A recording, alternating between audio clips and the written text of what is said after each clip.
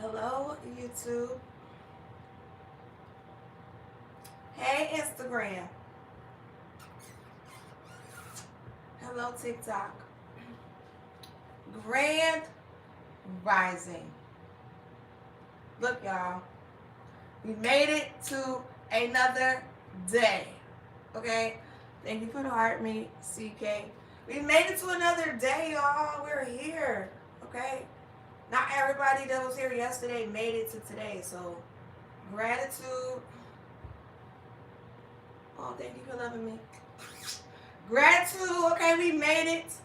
We are here. Now,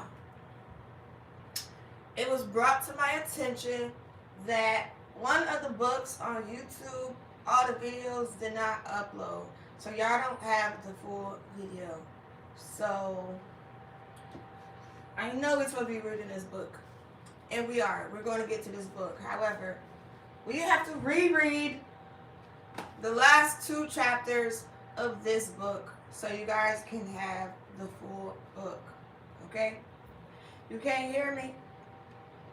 Oh, wait.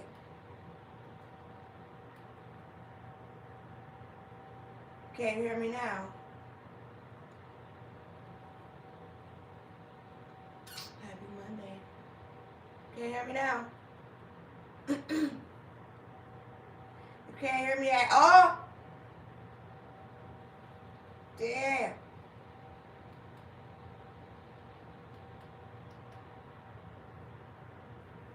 Can't hear me now? Yes? You can hear me? Alright. Okay. So basically what I was saying was, I know we're supposed to be reading this book. And we are. But we got to read the last 2 chapters of this book over. Because for some reason they did not post. And then when I looked on YouTube, when I looked everywhere else besides YouTube, they didn't post nowhere. So nobody got the rest of the book. So we are going to read the last 2 chapters over. Why can't I respond to you? Hello. You want to see what? What you want to see? We're going to read the last 2 chapters over, and then we're going to get to the next couple chapters in the book. Thank you for the roses. KB. Why can't you respond? I am responding. What's up? I'm listening. You have the floor. Just keep in mind, I'm also live on TikTok and Instagram. Grand Rising. Thank you, KB. Please what? I didn't see what you said at first. Please what? Why can't you talk to me? I am talking to you. I'm actually not even looking at the other 2 lives right now. So now I'm getting somebody on there telling me I'm not talking to them. So, what's up?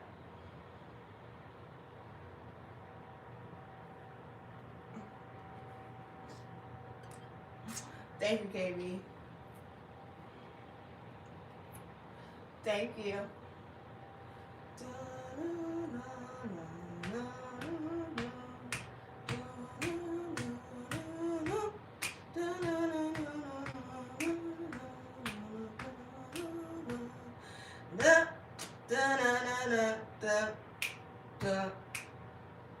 All right. Well, I tried to wait on you. I'm not sure what you were saying.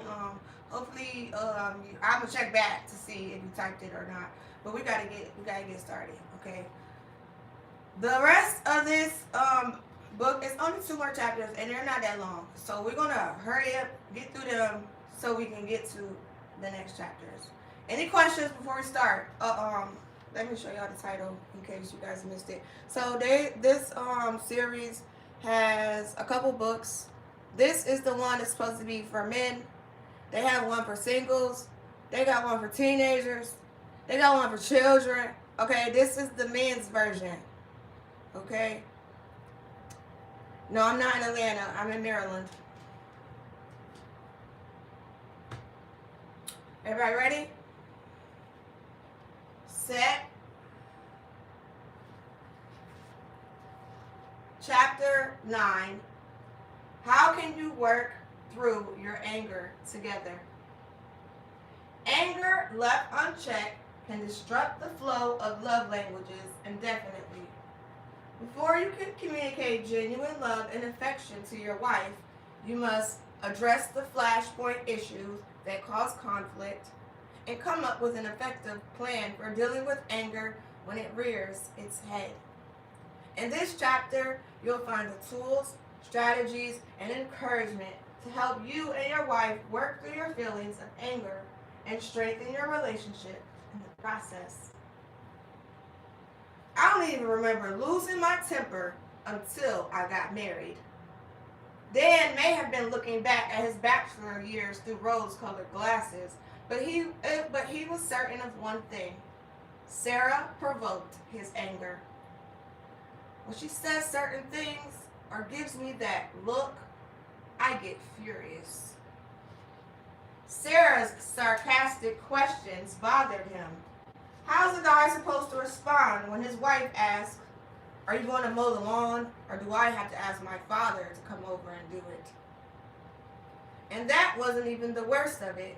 As far as Dan was concerned, sometimes Sarah would tilt her head in a certain way and stare at him. That look is worse than 1,000 condemning words, Dan confided in me. When I see it in her eyes is, "I'm sorry I married you." Dan was angry because Sarah struck at his self-esteem, a particularly vulnerable spot. Most of us want to be liked, accepted, appreciated, and respected. So when we're criticized, we tend to respond defensively. Sarah may argue that she's criticizing Dan's behavior, not his person. But since our behavior is an extension of who we are, it's difficult for most of us, including Dan, to make the distinction. Something deep within Dan said, "It's not right for my wife to put me down like this." The tone of Sarah's voice made it clear that she too was angry. She concluded that Dan wasn't doing his fair share around the house.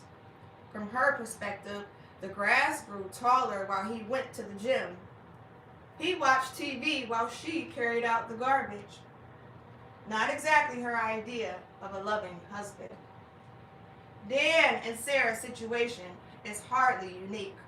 All married couples deal with anger issues, and that's okay. There's nothing wrong with experiencing anger. The problem is, many couples have never learned how to process it productively. Instead, they explode in tirades that do nothing but make the situation worse. Or they suffer in silence and withdraw from each other. How many of us can look back on our childhood and remember outings that were spoiled not by weather, but by our parents' anger toward each other? How many birthdays have been ruined by the bickering of parents who haven't learned to resolve their anger?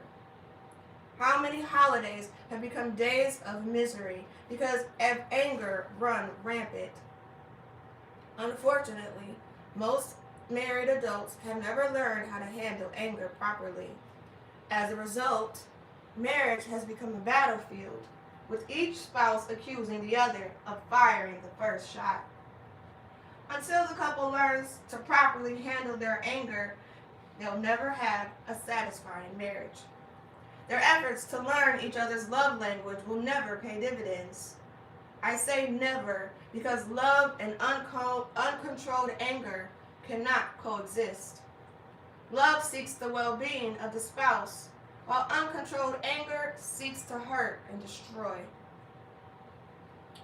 6 keys to anger management.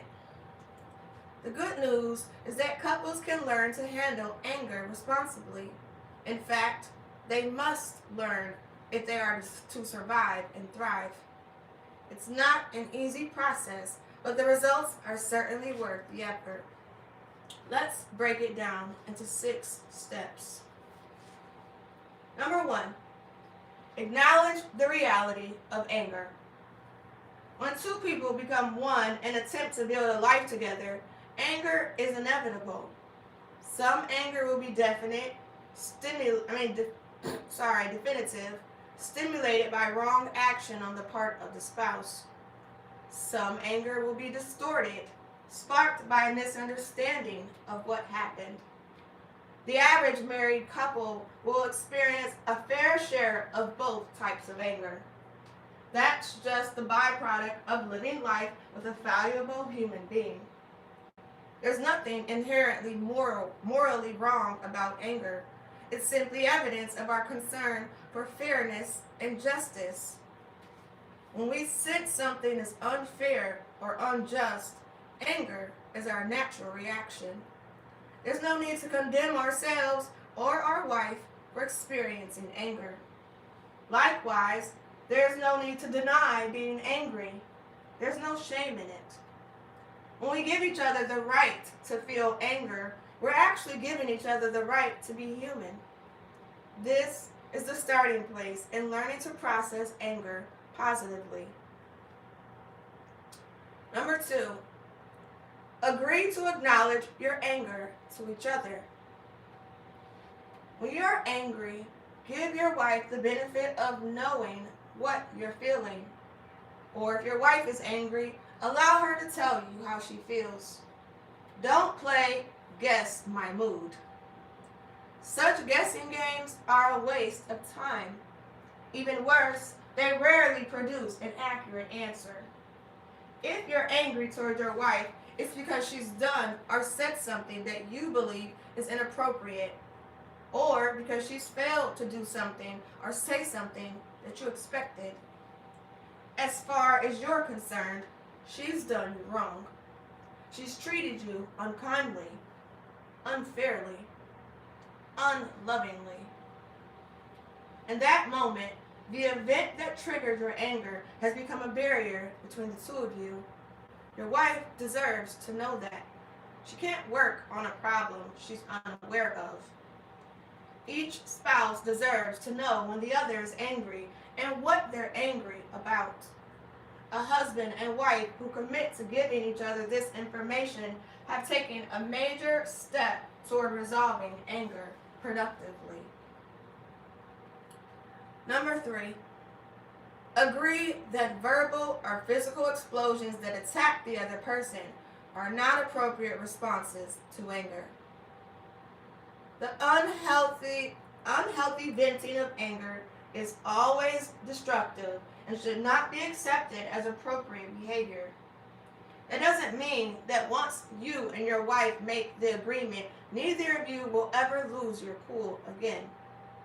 What it means is that you're committed to acknowledging that the response is wrong. Explosive expressions of anger always make things worse. And the emotional debris from those explosions must be cleared before you can deal constructively with the incident that triggered the anger. One practical way to break the habit is to agree that whenever either of you begins to explode, the other will walk out of the room. If the exploder follows, the spouse will walk out of the house, into the yard, around the block if necessary. And the walking away won't stop until the exploding does. If you both agree to that strategy, you'll know that when one of you leaves the room or house, it's time to stop and reflect on what's happening.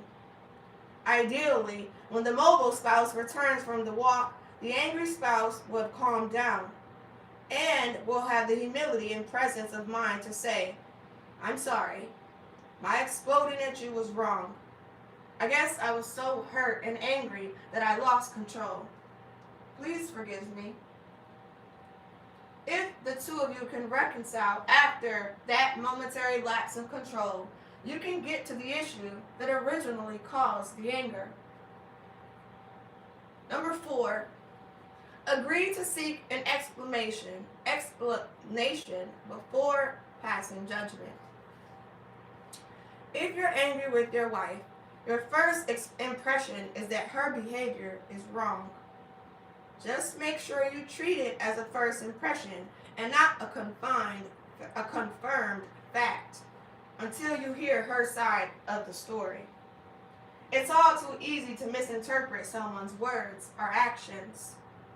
Let's say your wife didn't come home with the gallon of milk you asked her to buy, even after she wrote a note to herself as a reminder. The knee-jerk reaction to her oversight would be to be angry at her apparent irresponsibility. But what if the store was out of milk? What if she drove a coworker home from the office and didn't go past a store? What if she knew you didn't need milk for dinner and planned to pick it up on her way to take your daughter to gymnastics? All plausible explanations. And if you're committed to seeking an explanation, you'll withhold your judgment of irresponsibility until you get her perspective. Rob overheard his wife on the phone say that he was late and that she couldn't stand being late. He felt angry because he'd made every effort to be there on time and was only 2 minutes late.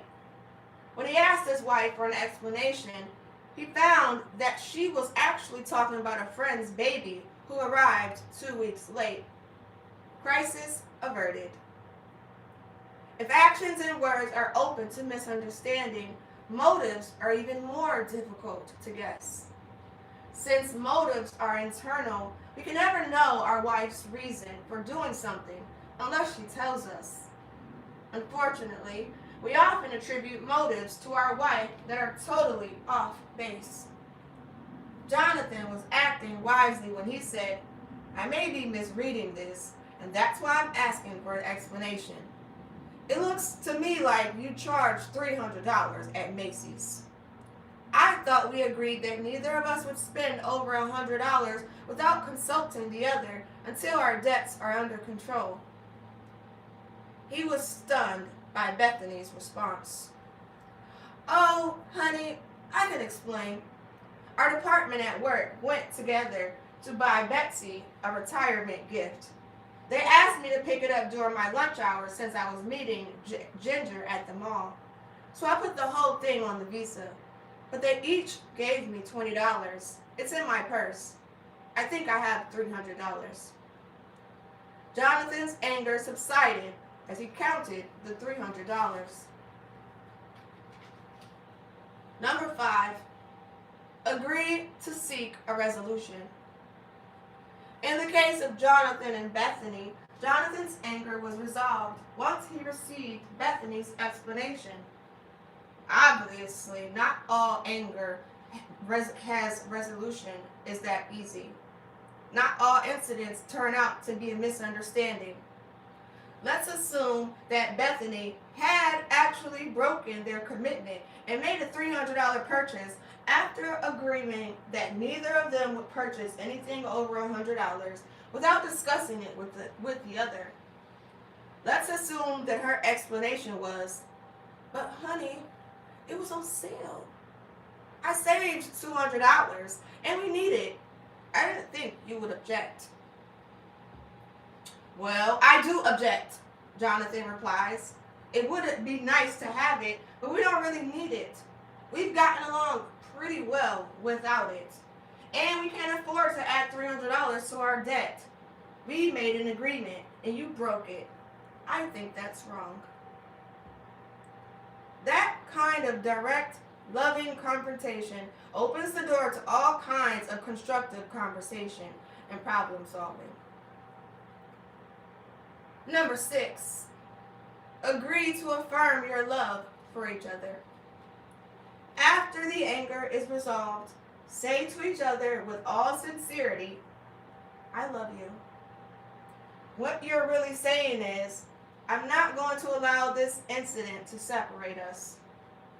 As a couple, you've heard each other out, resolved the issue, learned from the experience, and agreed to move on together. In situations where a true wrong has been committed, where one spouse has been unkind, unloving, or unjust, an admission of the wrongdoing and a change of behavior are in order.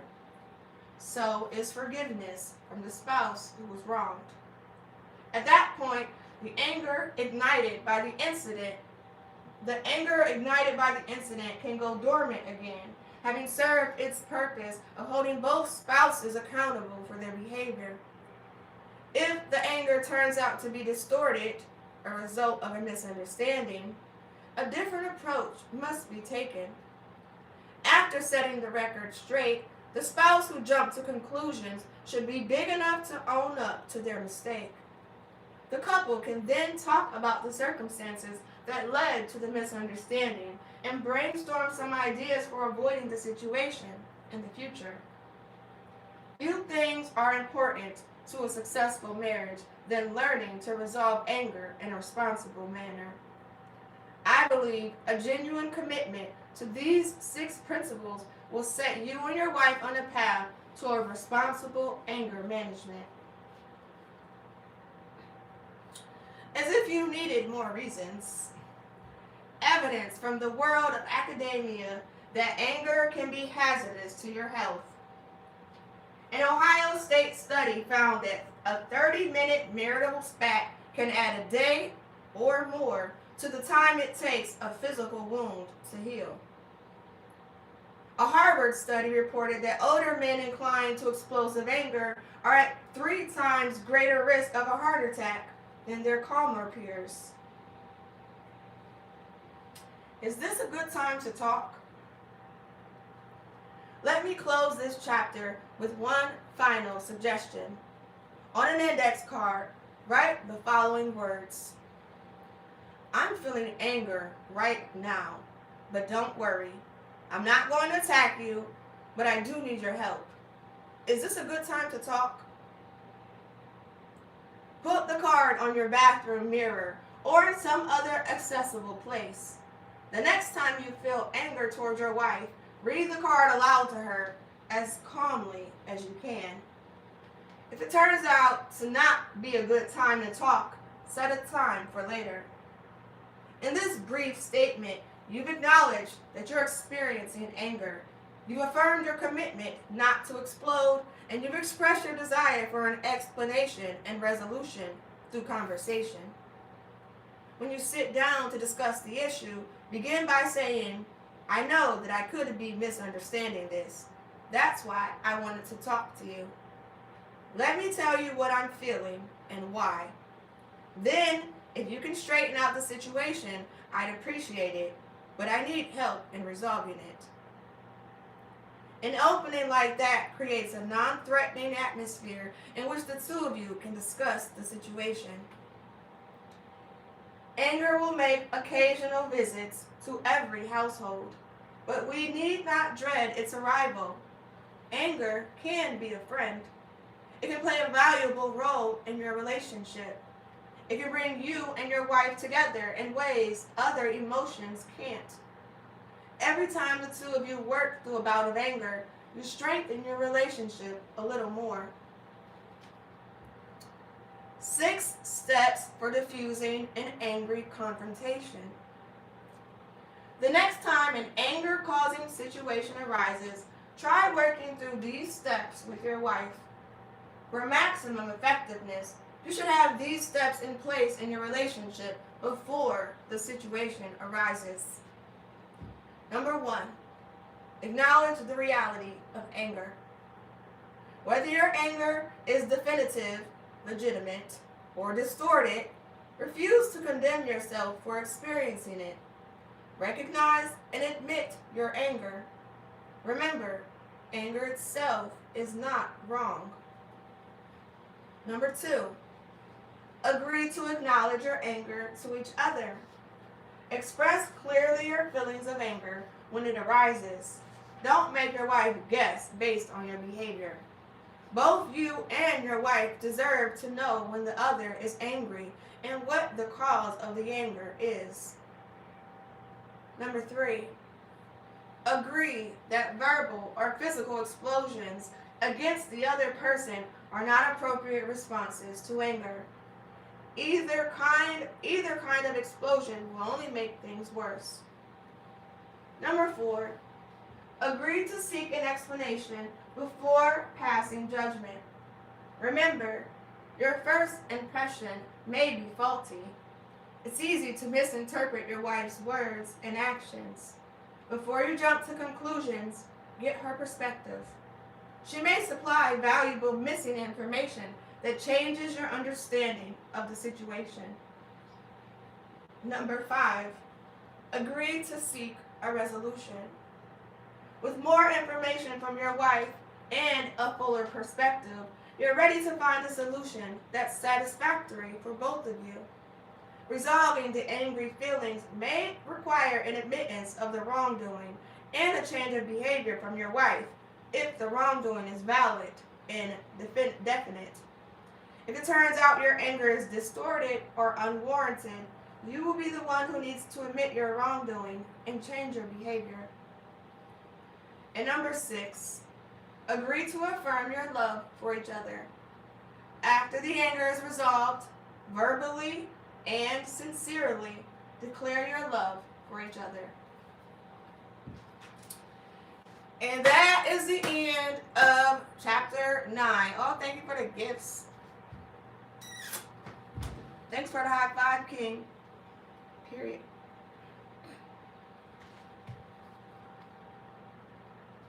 It's okay. You can, you have that ability,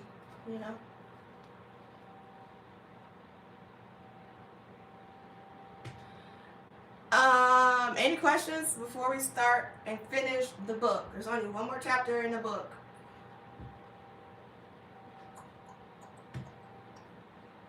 The title of this book is The 5 Love Languages for Men. So they got a 5 love languages just for regular married people. They have a 5 love languages for singles. They have a 5 love languages for teenagers and one for children.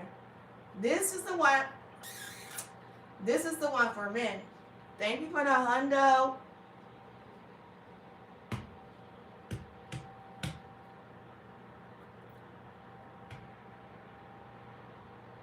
All right, we're going to finish up the book, okay?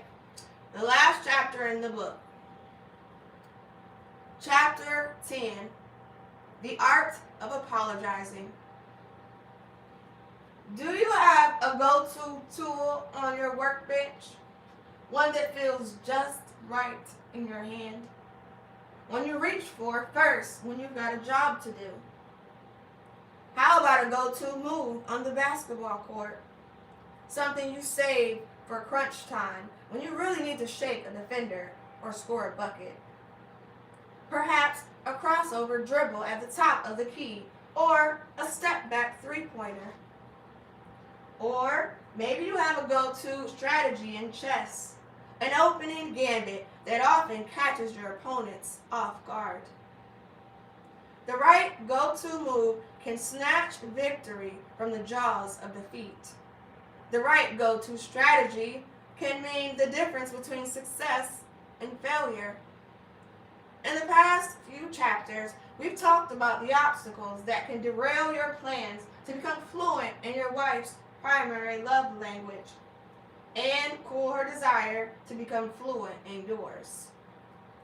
You can't prevent the temptations and frustrations that will threaten your intimacy. You can't take back harsh words that have already been spoken. You can't undo mistakes that have already been made. But with one action, one go-to move, you can take a giant stride towards strengthening your relationship, restoring intimacy, and creating incentives for learning each other's love language. If your objective is to make things right with your wife, your go-to move is the apology. Done well, an apology can bring closure to tension, conflicts, and hurt feelings that have been sore spots for months, even years. It can change the way your wife thinks of you, the way she looks at you. It can break down barriers faster than any other words or actions can. The question is, what does it take to do an apology well? What most people look for in an apology is sincerity. They want the apology to be genuine. The problem is, people have different ideas of what constructs sincerity. What one person considers to be sincere is not what another person considers to be sincere. In my years of counseling and leading seminars for married couples, I discovered that just as there are 5 languages of love, there are also 5 languages of apology. For most people, 1 or 2 of these languages convey sincerity more effectively than the others do. In order for an apology to be accepted by your wife, you need to speak the language or languages that best convey your sincerity to her. With that in mind, let's take a look at the 5 languages of apology.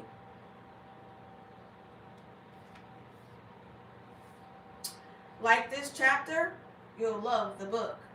If you'd like to know more about the 5 love languages of apology, pick up the book When Sorry Isn't Enough by Gary Chapman and Jennifer Thomas.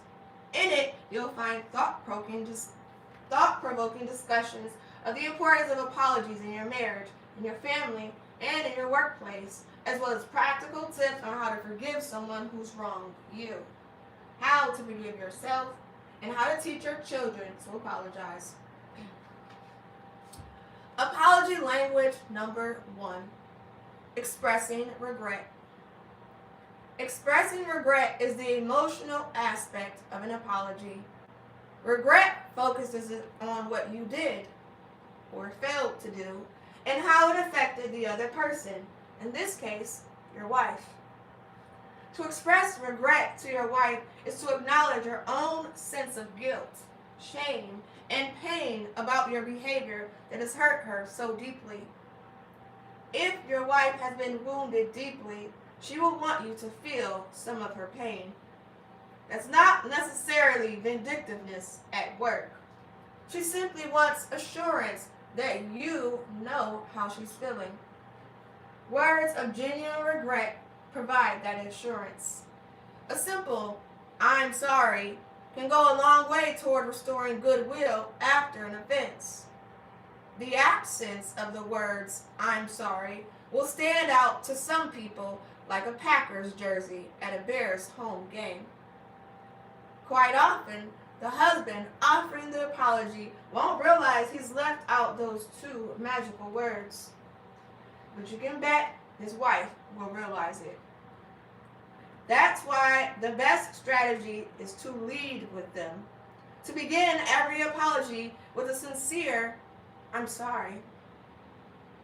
Of course, sincerity is measured by more than just words. Your body language must also convey your regret. Jim teared up when he apologized to his wife. Robert looked his wife in the eyes and held her gaze when he expressed his regret. Sean shook his head in annoyance, rolled his eyes, and let out a heavy sigh when he said, "I'm sorry," to his wife. Guess whose wife didn't believe his apology was sincere? In addition to being sorry, an apology should be specific. "I'm sorry for blank." The more details you give, the better you communicate to your wife that you understand the depth of what made her upset. The more you understand, the less chance there is of repeating the offense in the future. By being specific, you can also give your wife the opportunity to clarify her feelings. If you say, "I'm sorry for making us late to the school program," your wife may surprise you by saying, "That's not what upset me. On Saturday, when we were getting ready to go to the movie, you kept hurrying all of us, saying you hated to be late to the movies. I'm upset that you don't seem to have that same urgency when it comes to our kids' band performances." Words of sincere regret also need to stand alone. Under no circumstances should they be followed by the word "but." "I'm sorry I said you remind me of my mother, but sometimes you push me too far." Anytime you verbally shift the blame to your wife, you move from an apology to an attack. Attacks never lead to forgiveness and reconciliation. Likewise, anytime you follow an apology with an excuse, I'm sorry I scheduled a round of golf on our anniversary, but you're better at remembering that stuff than I am. You cancel out the apology. If you want your wife to sense your sincerity, then you must learn to speak the apology language of regret. You must learn to focus on how your behavior is related to her pain. Your recognition of her pain will likely inspire her to forgive you.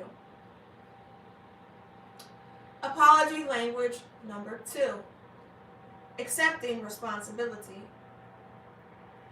Why is it so difficult for some of us to say, I was wrong?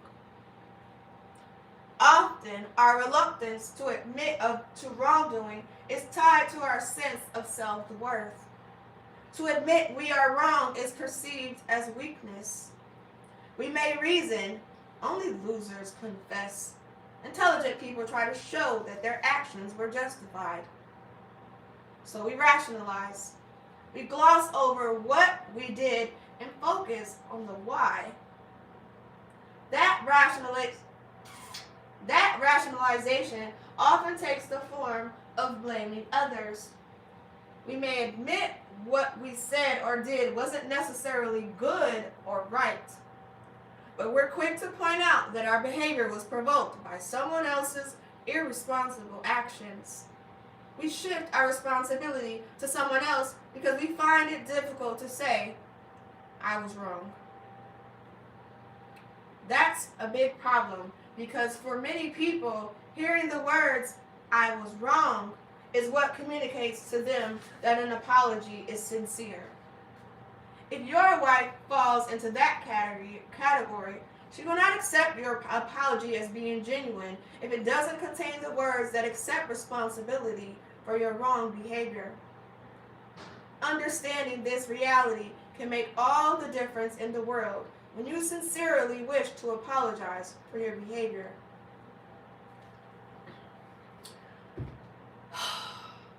My husband will not admit that he ever does anything wrong. He just sweeps it under the rug and doesn't want to talk about it anymore. If I bring it up again, he will say, I don't know what I did. Why can't you just forget it? If he could admit that he was wrong, I would be willing to forgive him. But when he acts like he did nothing wrong, it's really hard to overlook it. I just wish I would hear him say one time, I was wrong. That was from Jenna. My husband, Michael, is the most honest man I've ever met. I don't mean he's perfect. I mean, he's always willing to admit his failures. I guess that's why I love him so much, because he's always been willing to say, I made a mistake. I was wrong. Will you forgive me? I like a person who is willing to accept responsibility for his mistakes. That was from Lizzie. I never heard my father apologize to my mother or me. I felt that my father was hypocritical. In the community, he was recognized as a successful man, but in my mind, he was a hypocrite. I guess that's why I've always been quick to apologize, willing to admit my failures.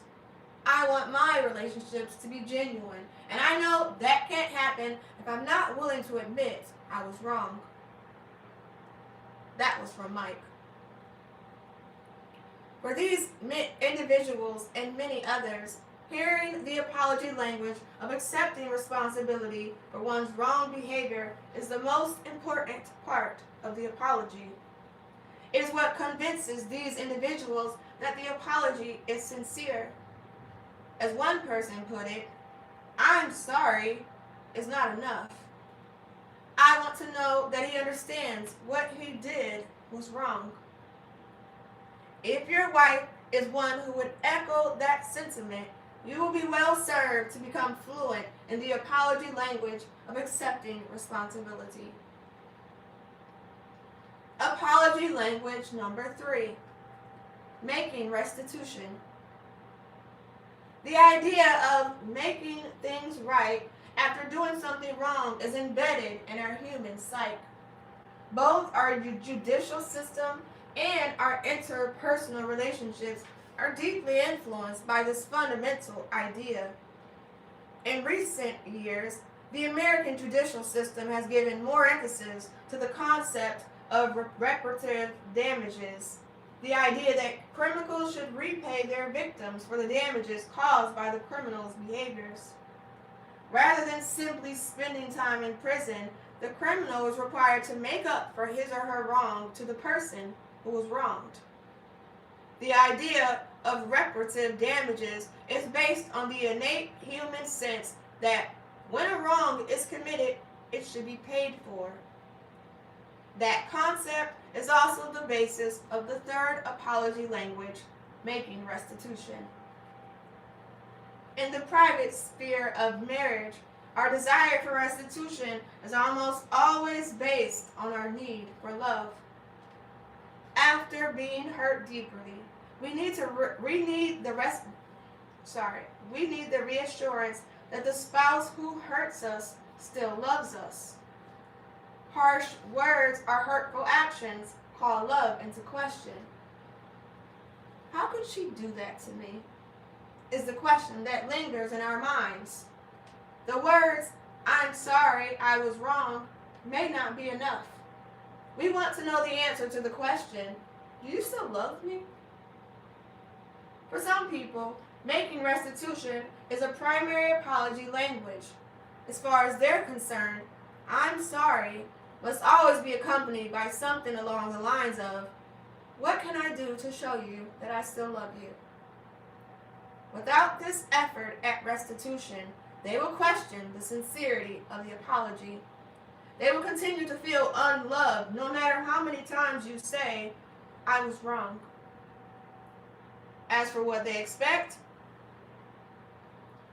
I expect some sense of contrition, but also a sincere effort to amend the damage caused by the rift. I expect him to try to repair what's gone wrong. I expect her to be truly sorry from the heart and be willing to make things right. All these people view the effort to make restitution as the strongest evidence of the sincerity of an apology. The question is, how do we make restitution in the most effective way? Since the heart of restitution is reassuring your wife that you genuinely love her, it's essential to express restitution in her primary love language. For some people, words of affirmation, being told how wonderful or incredible they are in conjunction with the apology, is all the restitution they need. For some people, acts of service, vacuuming the floor, washing dishes, doing laundry, prove the sincerity of the apology. For some people, gift giving, something that shows they were being thought of, says, "I'm sorry," like nothing else. For some people, quality time, giving your undivided attention while you apologize, is restitution enough. For some people, nothing speaks more deeply of love than physical touch. For them, an apology without physical contact is insincere. Whatever your wife's love language is, keep this in mind. A genuine apology will be accompanied by a desire to right the wrongs that were committed, to make amends for the damage done, and to assure your wife that you genuinely care about her. Apology language number 4, genuine repentance. We have the same old arguments about the same old things. The woman who shared that analysis with me has been married for nearly 30 years.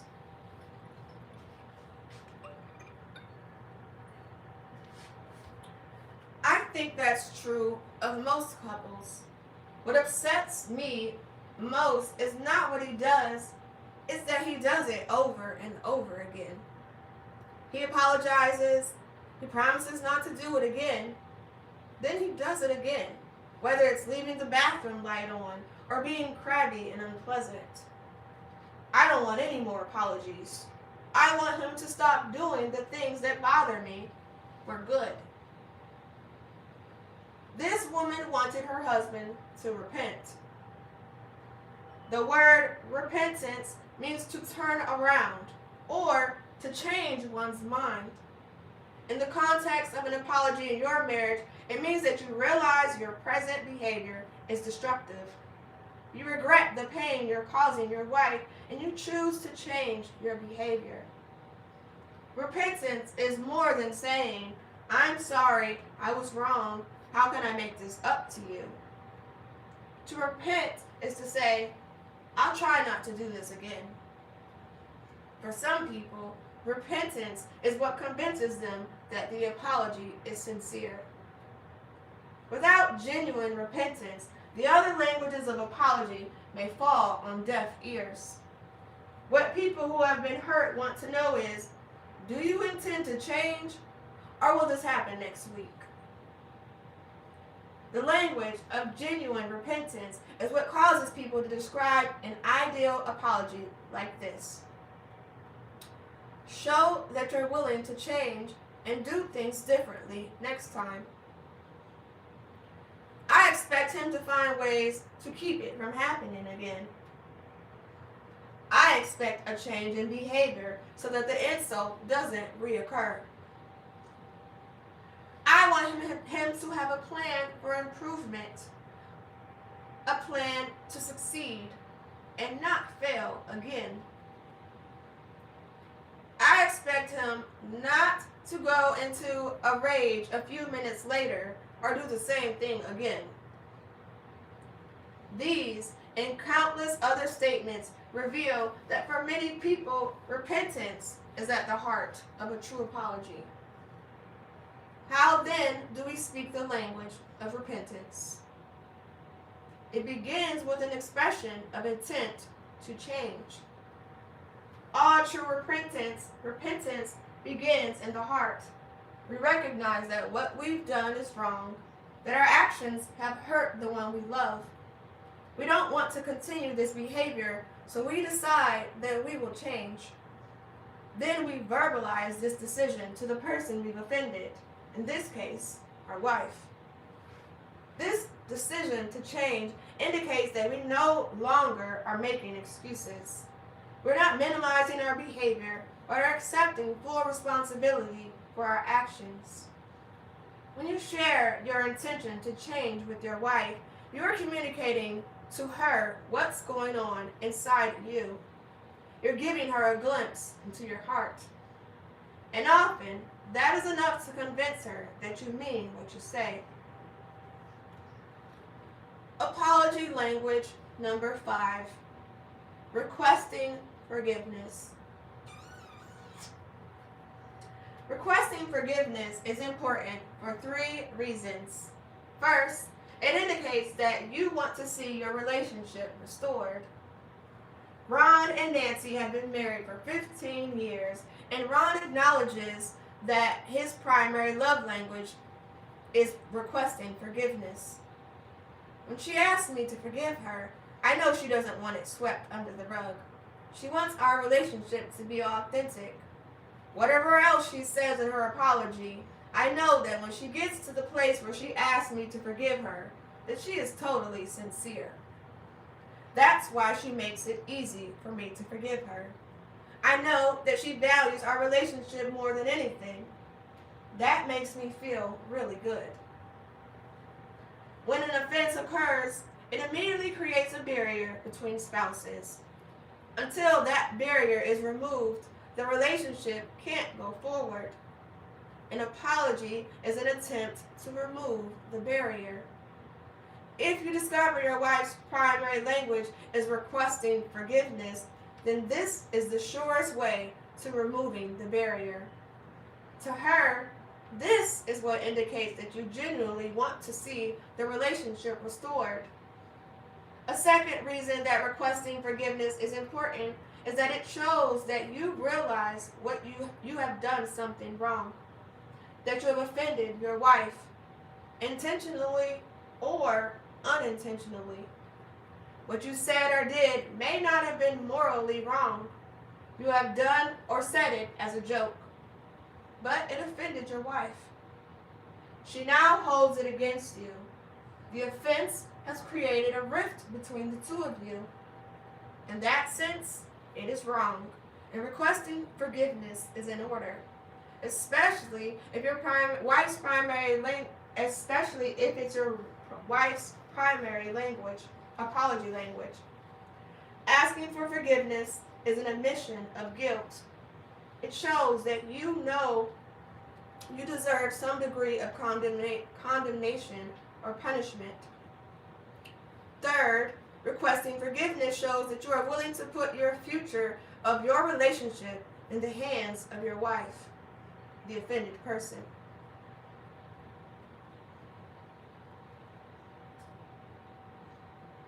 Sorry, y'all. These cats be in here chewing on these plants. I'm watching you.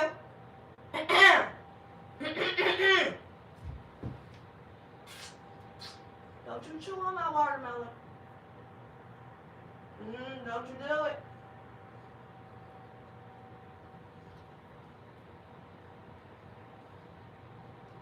Sorry.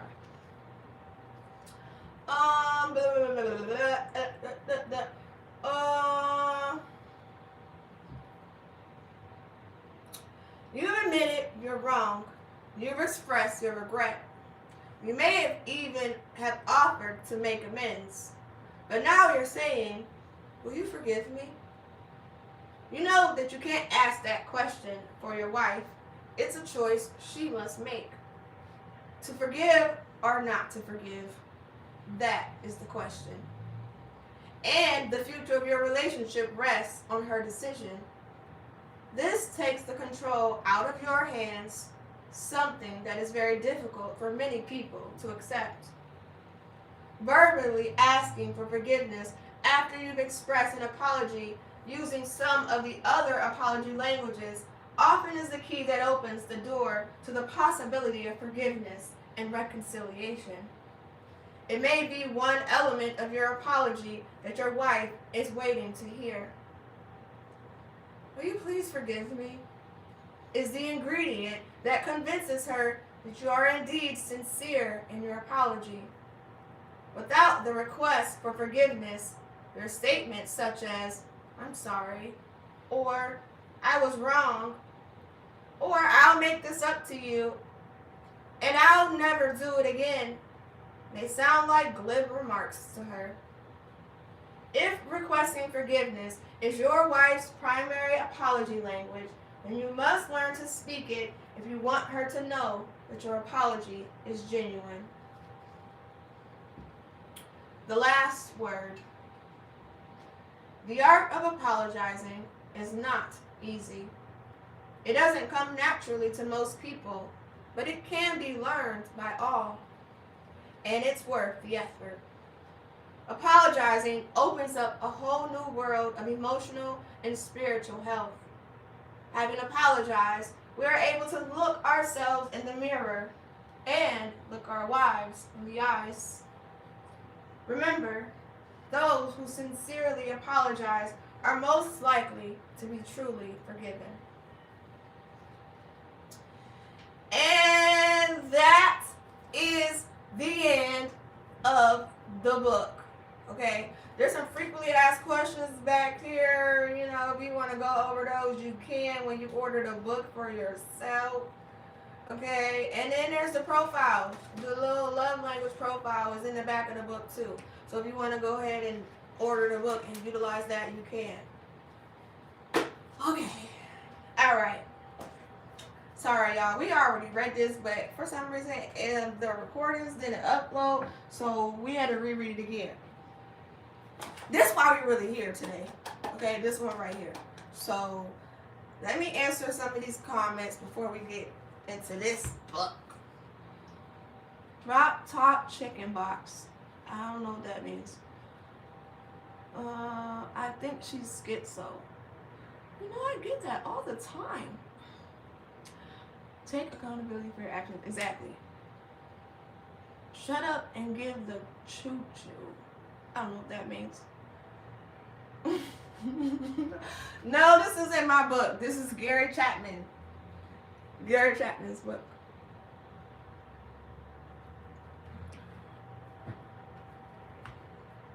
You seen the video of me the other day? Oh, which one? Please make it clap.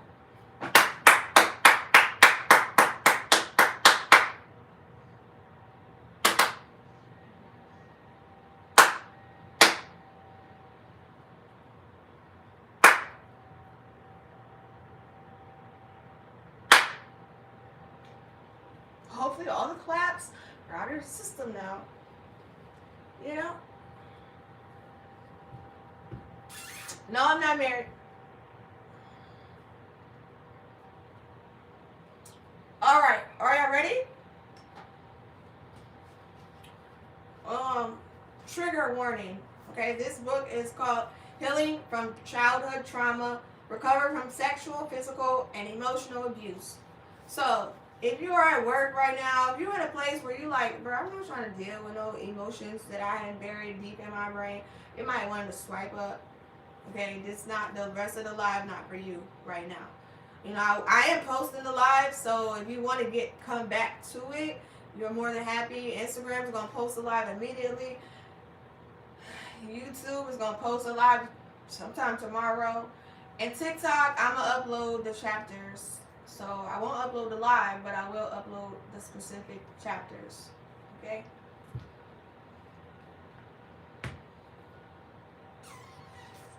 Shoulder plants.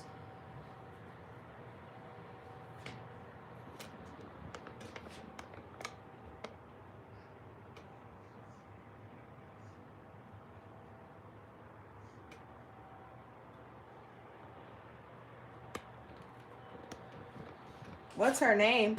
My name's right there, silly. My name's right there.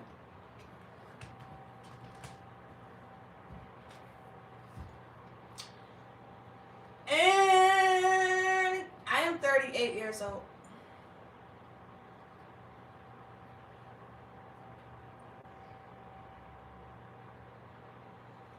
I mean, the links are in my Twitter bio.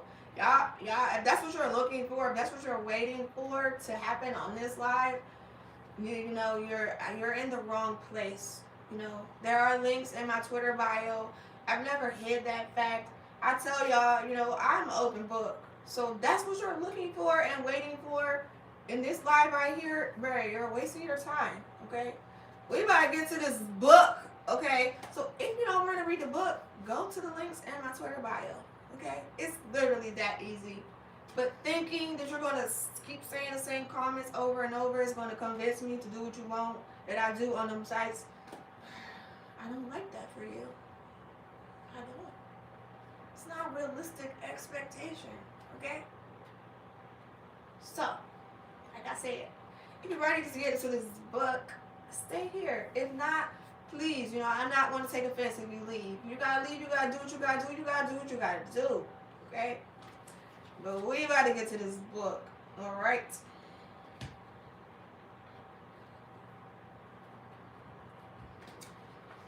Everybody ready? All right, let's go. Chapter 9, Self-Kindness. I am excited to tell you about self-kindness, finally. Self-compassion begins with self-kindness. In some respects, all of this training has led us to this point where most former victims of childhood abuse will be ready, willing, and able to begin offering self-kindness to themselves. Unfortunately, as victims of childhood abuse, we must work extremely hard to think that we are deserving of self-kindness, let alone compassion for others, from others. However, the good news is that you will not have to live the rest of your life without the capacity to treat yourself with care because of your efforts so far. You may begin right now. In some respects, you've already started to learn the practice to practice self-kindness. You can do it by putting an end to the constant self-judgment and self-criticism you've been used to. Understanding and accepting your flaws or faults rather than criticizing them is a crucial tactic. What does kindness feel like? The question that arises is, what is self-kindness? When you think about someone kind, what comes to your mind? What behaviors do you attribute to kindness? Words of kindness. Number 1. Take some time to consider the phrases that come to your mind when you think about compassion. Make a note of it on a piece of paper. Number 2. Now write how it feels to be the recipient of someone's warmth and compassion. What effect do you think it's having on your body? I remember the first time someone was actually kind to me when I was 9 years old. An elderly couple rented the house in front of ours. One of their oldest daughters flew down from Alaska to visit them. She was only with them for 2 weeks, but in that time, she changed my life. I'm not sure if she was nice to everyone, but she was really nice to me. She appeared to understand me better than most individuals I'd met. She made a point of coming out to meet me whenever she saw me in the yard or going home from school. She was curious about me and asked me questions about school and what I loved and disliked. On occasion, she would ask me inside for cupcakes and cookies. She made me feel as if someone genuinely cared about me and looked forward to seeing me for the brief time she was here. She gave me a scarf with the phrase Mexico inscribed in huge glittering letters and an image of a bullfighter in a cape on the day she departed. It was fantastic. She assured me that I would be able to go to many other countries when I grew older. For years, I'd kept that scarf as a reminder of this lady's kindness and the fact that there were good people in the world. I also recalled her travel advice, and fantasizing about it helped me get through my miserable upbringing. Who has been kind to you? Who treated you with interest and concern? Who made you feel like you mattered? Remembering a kind person. Number 1, think back to a moment when you were a child or an adult and someone was kind to you. Consider how this individual handled you. Did they talk to you in a caring manner or physically soothe you in any way? Number 2, try to recall the expression on the person's face. What did this person's face say to you? Acceptance, friendliness, generosity of spirit, for example? Number 3, try to recall what this individual said to you. Try to recall the person's voice, or at least the message that their voice indicated for you. Number 4, recall how it felt to be treated with compassion. What effect did it have on you? Allow yourself to immerse yourself in this feeling completely. And number 5, describe how it felt to be treated with kindness, including how it made you feel in your body and how it made you think about yourself. Defining self-kindness. Number 1, think about the kindest and most compassionate person you have ever known. Number 2, try to find what made you feel so cared about. Number 3, try to talk with yourself in the same way Use the same words and tone. And number 4, take a deep breath and slowly take in the feeling of love and kindness. When I think of that lovely woman, the first thing that comes to me is how friendly she was every time she saw me. She constantly smiled and gave me the impression that she was delighted to see me. She spoke to me in a really compassionate manner, and she was quite attentive to me, asking me personal questions and genuinely listening to what I had to say. She demonstrated that she was paying attention to me by her face, nods, and comments. She also validated my sentiments, letting me know that it was natural for me to feel that way when I informed her. So, when I chose to recreate my experience with her as a method of learning how to bring self-kindness to myself, I made sure to incorporate the following elements. When I was trying to make myself feel accepted and embraced for who I am, I started smiling at myself in the mirror as if to say, "Hi," and welcome myself. I was paying attention to myself and was curious about how I was feeling. Every day, I checked in with myself, asking how I was feeling: angry, sad, fearful, guilty, or ashamed. Then I questioned myself why I was feeling this way and if I needed to do something about it. I rehearsed and attempted to speak to myself in a loving and welcoming manner. I started believing in myself. It's normal that I feel this way, I told myself, validating my own sentiments. Consider how you can imitate the conduct of a loving individual you know. How can you start treating yourself right now?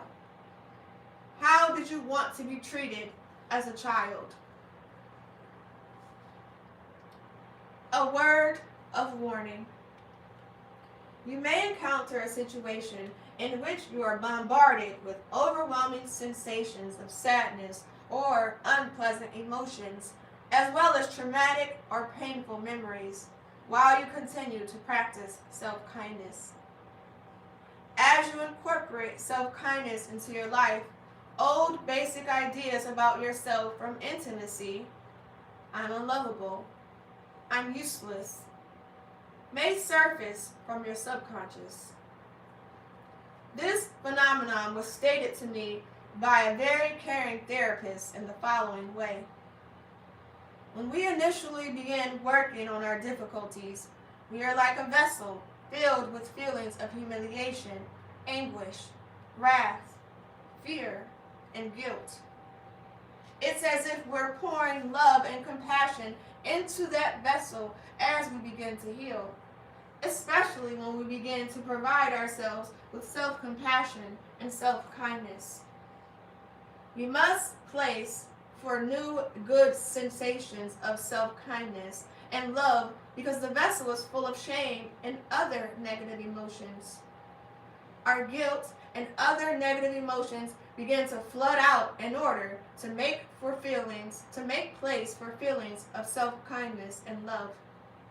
As a result, the more sympathetic and kinder you are to yourself, the more pain for all the times you felt alone and misunderstood may surface. The best method to cope with this expected circumstance is to confront it head on rather than ignore negative emotions.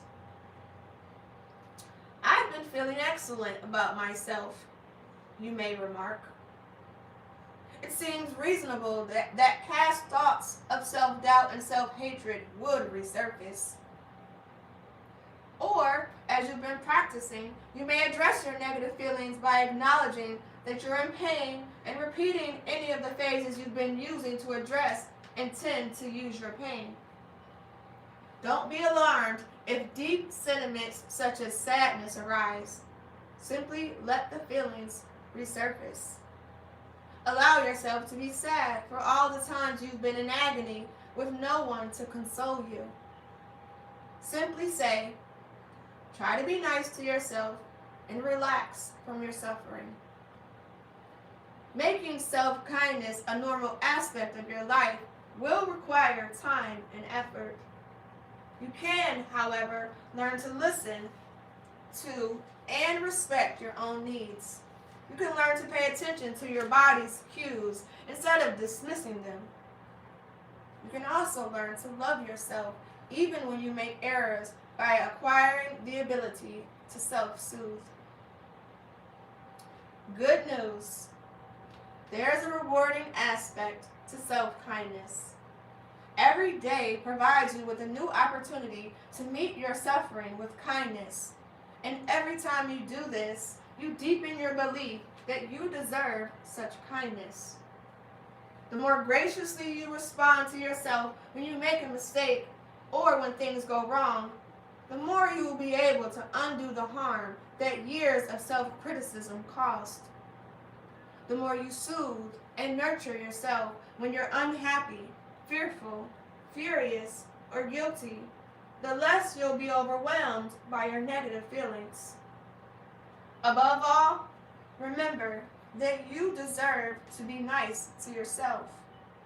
You deserve to relax when you're anxious.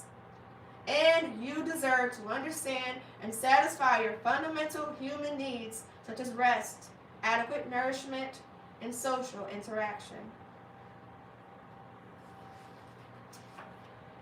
And that is the end of chapter 9.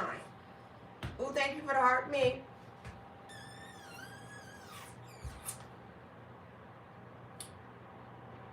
How are you built like this? God's plan. Hashtag.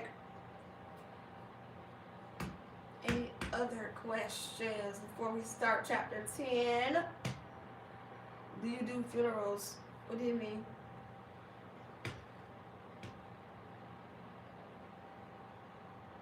I'm crying.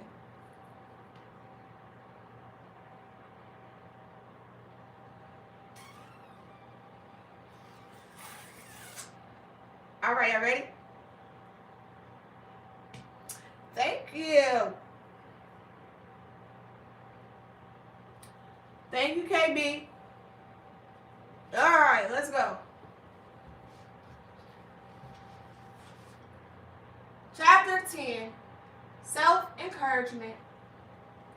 This section is about how to develop self-encouragement to achieve your goals and dreams. This is valid for any goals you have set, whether you stop taking drugs or leave an abusive relationship. The thing that limits your motivation is your inner critic voice. It undermines you and greatly demotivates you. The task is to get ahead of this and start your journey of self-encouragement. How to practice self-encouragement. Building oneself up rather than tearing yourself down is what self-encouragement entails.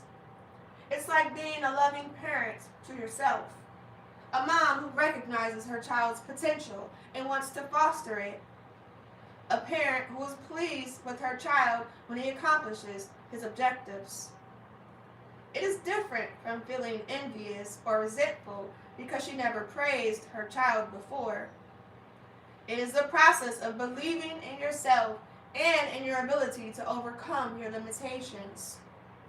Instead of focusing on your flaws and limits, self-encouragement focuses on your strengths, good characteristics, and skills.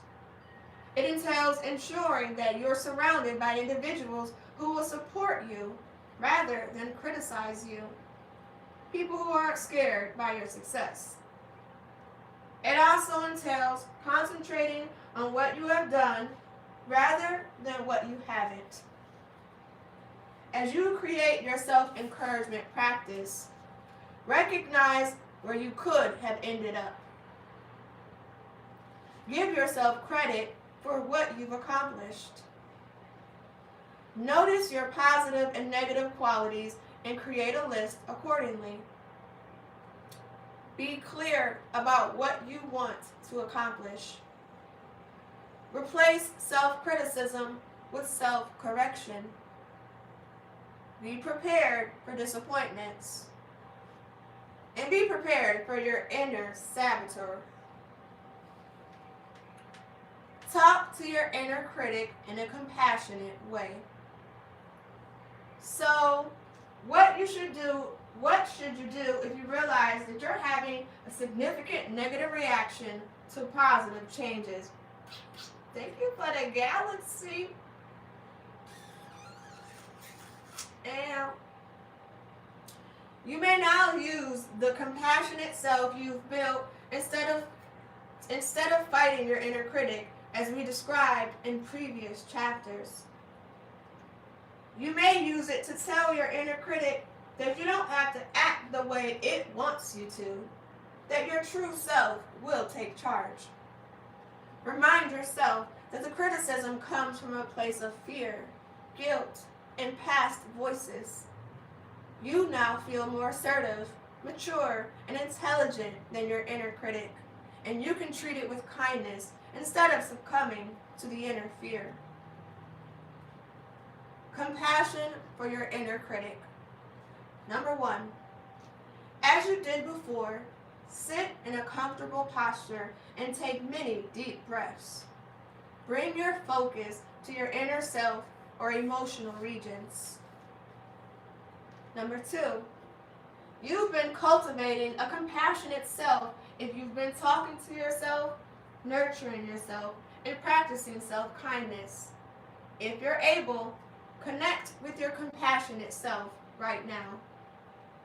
Feel your human strength, maturity, and wisdom. Number 3, decide that you've reached a moment in your life where your compassionate self can take command. Number 4, talk to your inner critic and remind yourself that the criticism comes from a place of fear and grief. And number 5, allow your compassionate self to communicate with your inner critic now. Speak to him in a firm yet caring tone, letting your inner critic know that your compassionate self is now in command. Some of the things my clients have spoken to their inner critics are as follows. I don't need it. I am capable of dealing with this. I'm sorry you're scared, furious, and vulnerable, and that you're reacting badly as a result. But this isn't the way things should be done.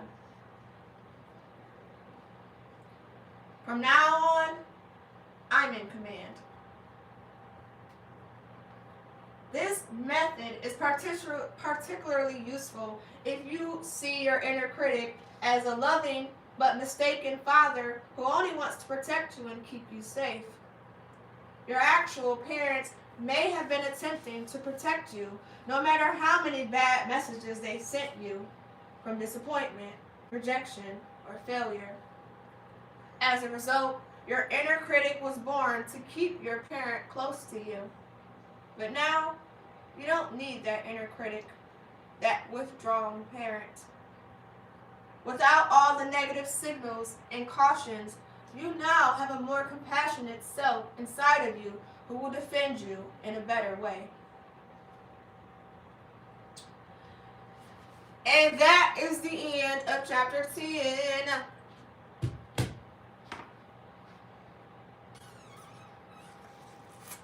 I am not putting on anything else. I love this dress. I like how it flows.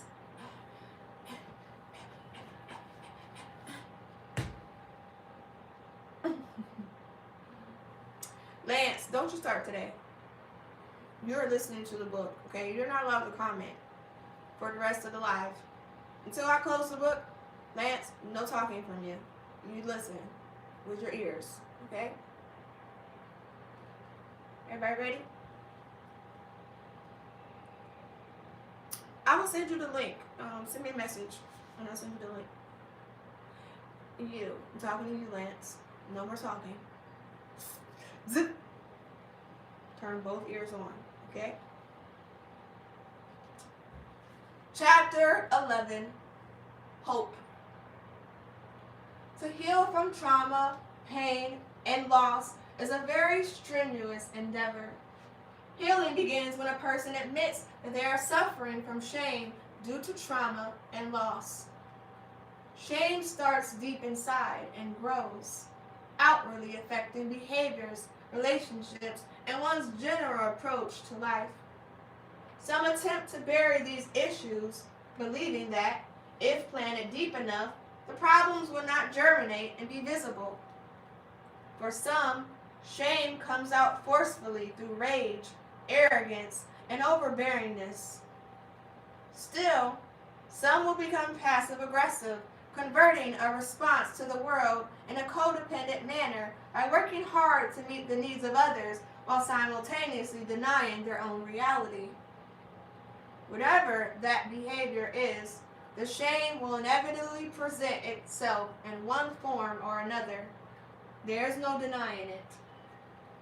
Acknowledging the roots of your emotional pain, loss, trauma, hurt, shame, or disappointment may not be an easy process. One day, my client Eric sat in my office for therapy after recently leaving a relationship with his verbally and physically abusive wife. Eric had scars from the physical abuse that had required medical attention and stitches. Throughout the session, he would recount stories of the abuse he had incurred with a smile on his face, sometimes even laughing about it. I noticed this unusual behavior quickly, realizing that Eric was clearly not identifying the pain he was expressing. As time progressed, I learned that Eric's father died when he was only 9.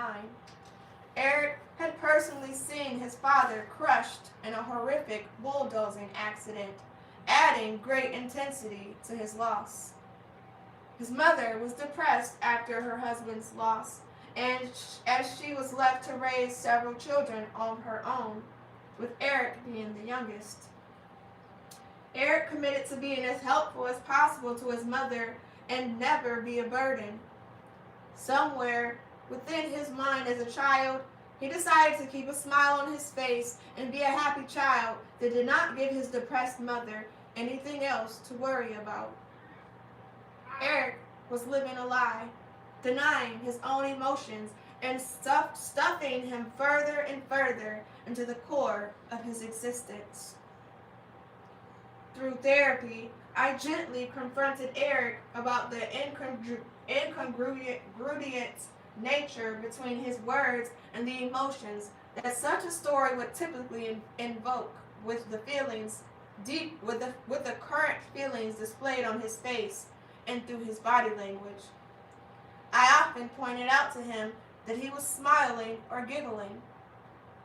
The first few times, he acted surprised that I, as the therapist, reacted to his presentation. When he recounted these stories, I told him I was concerned for the little boy and the grown man carrying so much pain but wouldn't allow himself to experience it. After a few months of using the same intervention over and over, Eric started to identify with his own pain that was caused on that dreadful day when his life changed forever before his eyes. The layers of self-protection and preservation had to be peeled back so he could find his true emotional self. The process of admitting his deep pain took many therapy sessions and much remodeling to let him know that it was okay for a man to experience his emotions and fully begin the healing process. I knew when the emotional wall of self-preservation finally collapsed, there would be a great deal of emotional trauma for Eric to work through. Until that time arrived, Eric could not be helped through the stages of experiencing and facing his trauma.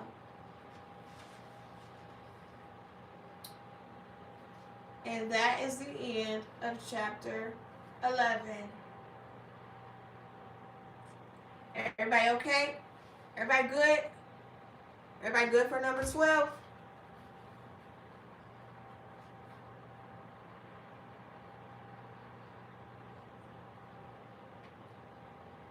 Okay, period. I know that's right. All right, back. Chapter 12, Clarity. How can you make sense of the trauma that you have endured and its result in stigma? Once a person acknowledges the trauma and stigma, the next step is to find clarity. The process of looking at the scenario objectively while also recognizing the subjective experience is clarity.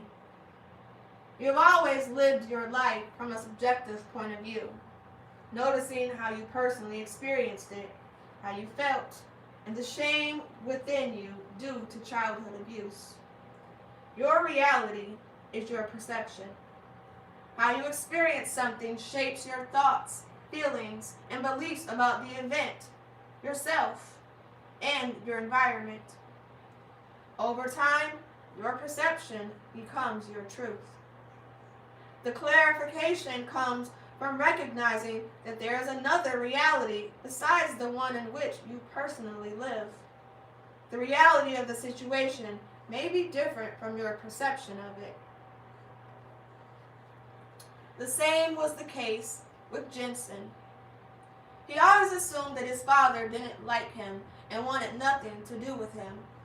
Still, as he later discovered, his father's avoidance of interaction was his way of protecting him and allowing Jensen to be a kid free from child abuse. Once Jensen received clarification regarding the facts of the event, he could see the situation more objectively and began processing it on a level not available to him before this understanding. Clarity now and again comes from extremely sudden and unexpected situations. Jensen was not hoping to get any Jensen was not hoping to get any information about his father's past on the day he was comfortable sharing his story. He was not expecting to discover that his dad really adored him and protected him from the start. Here and there, scenarios will change your perception of your trauma, yet the shame can regularly continue. The death of an individual or the confession of a secret can alter your subjective perception. At other times, there will be no circumstances to give clarity. You may just realize you don't care how you feel, don't feel like yourself, and don't care for the unfortunate and unhealthy patterns you keep on repeating. Clarity might need to come through professional meditation and intervention from a professional. It frequently takes handling life circumstances by a professional to see that there is one more reality other than the one you are living. Now and again, having someone else pay attention and listen can help you navigate and find clarity. Over the long haul, the waters of your thoughts have become so muddied with your encounters with disgrace, self-hatred, shame, and agony that you can't see clearly or objectively. Your future way might seem impassable without a clear heading for gaining positive progress. How do you find someone to help discover clarity? Locating a trusted and competent therapist can sometimes be a difficult process. There is a long list of therapists and trained professions in the phone book or online, but that does not mean they are quality therapists with a background in trauma recovery. It is important to do adequate research before selecting a therapist. Ask questions about a prospective therapist's specializations to help you make an informed decision about which therapist is a good fit for you. The therapeutic relationship set up between a trained professional and a client is of principal and paramount significance. Many counseling and advising course books will refer to explore therapy options that aren't really the kind of treatment you are looking for and that works for healing. The thing that will be of paramount help is the strength of the specialist/patient relationship. Discovering a specialist you interface with and trust is unquestionable and essential requirement. You will share your inner and most intimate feelings with this professional. You must build up trust with this professional and have a sense of security, and you must feel genuinely acknowledged. Most people won't stay in treatment and fail to heal if this relationship is not fully there. If you are in a therapeutic relationship and don't feel the aura of trust and security, or don't feel it is useful, move on. Discover somebody who provides you with a feeling of inside harmony, peace, trust, and well-being. Even though the therapeutic relationship is the foundation of successful therapy, I think the therapist needs to have the explicit specializations you might desire. Always try to look for a therapist who has relevant experience and knows various techniques for treating trauma. This is why you needed this book, as I have the knowledge as well as the personal experience with childhood abuse. I hear you when you say it's not easy to cope with such painful memories. Also, there is a wide range of therapists in the area of brain science and counseling. Most insurance agencies attempt to mandate the utilization of a fairly fast and short-term therapy known as cognitive behavioral therapy, CBT. Normally, insurance agencies consider it to be cost-effective. It doesn't mean that it's not a powerful choice for the patient. The reason for CBT is that one's irrational thoughts and feelings are causing situational interpretations and understandings, which lead to deceptions and false beliefs, bringing about misled social behavior and reactions. Even though there is accuracy to these assumptions, I trust CBT is simply viable to treat certain cases or entirely successful to some extent, as for treating different phobias and fears. It tends to be useful to inspect and examine the flawed beliefs and comprehensions about oneself or the assumptions of gender and gender roles. If CBT is utilized with a trauma patient, I don't really accept and believe it will be a beneficial therapy. It is ideal whenever combined with another more successful type of treatment. An individual encountering trauma and shame have further issues to determine past cognitive distortions. I urge people to look for professionals trained with psychodynamic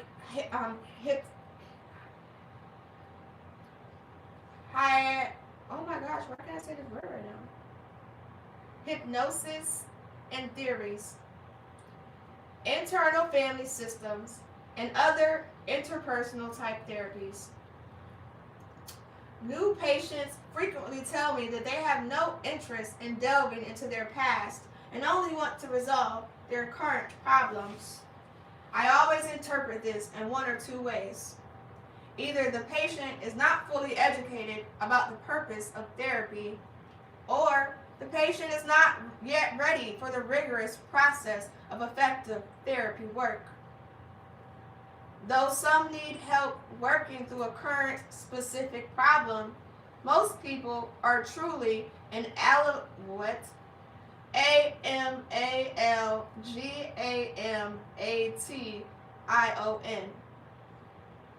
of their experiences.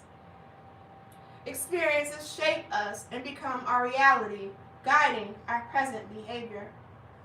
How can you solve a present problem without fully examining how your current belief system was formed? If the issue you are going through is a repeated pattern, deeper work needs to be done.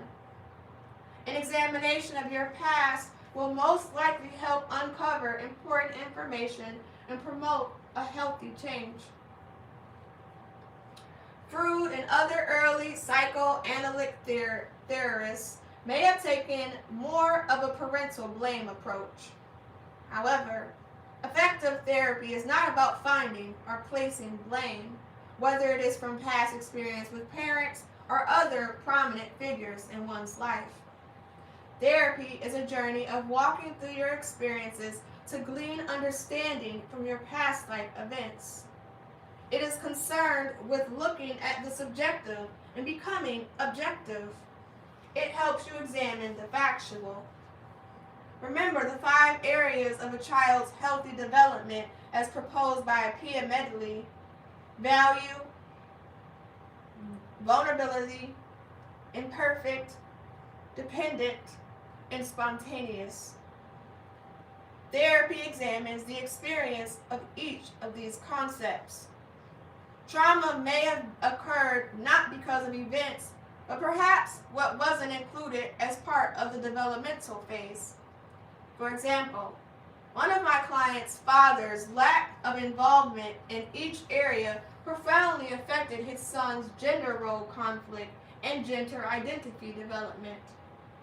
Therapy is often an examination of where your development may have gone awry due to abuse, neglect, specific trauma, and the experience of shame.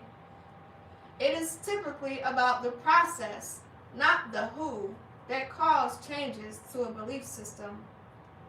Often, significant life players will be discussed, and there can be specific individuals at the source of pain and trauma, but healing does not come through the placement of blame. Healing comes through objective clarity, releasing the binding shame and resolving the necessary steps through therapy interventions. Many therapists will ask new clients what their goals are for therapy. This may be the therapist's attempt to identify expectations, receive insights into the client's issues, and determine where they may already be within the stages of healing. Before entering therapy, it is helpful, though not necessary, for patients to consider their expectations and how these translate into personal goals.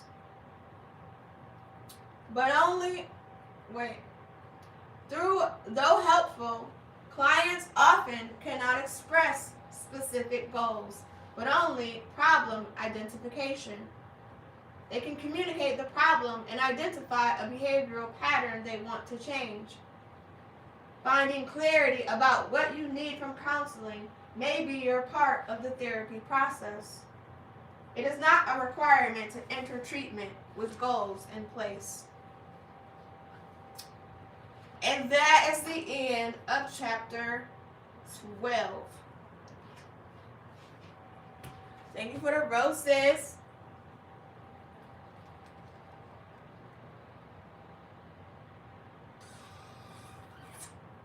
Oh, y'all ready for chapter 13? It's only a couple more chapters, y'all. It's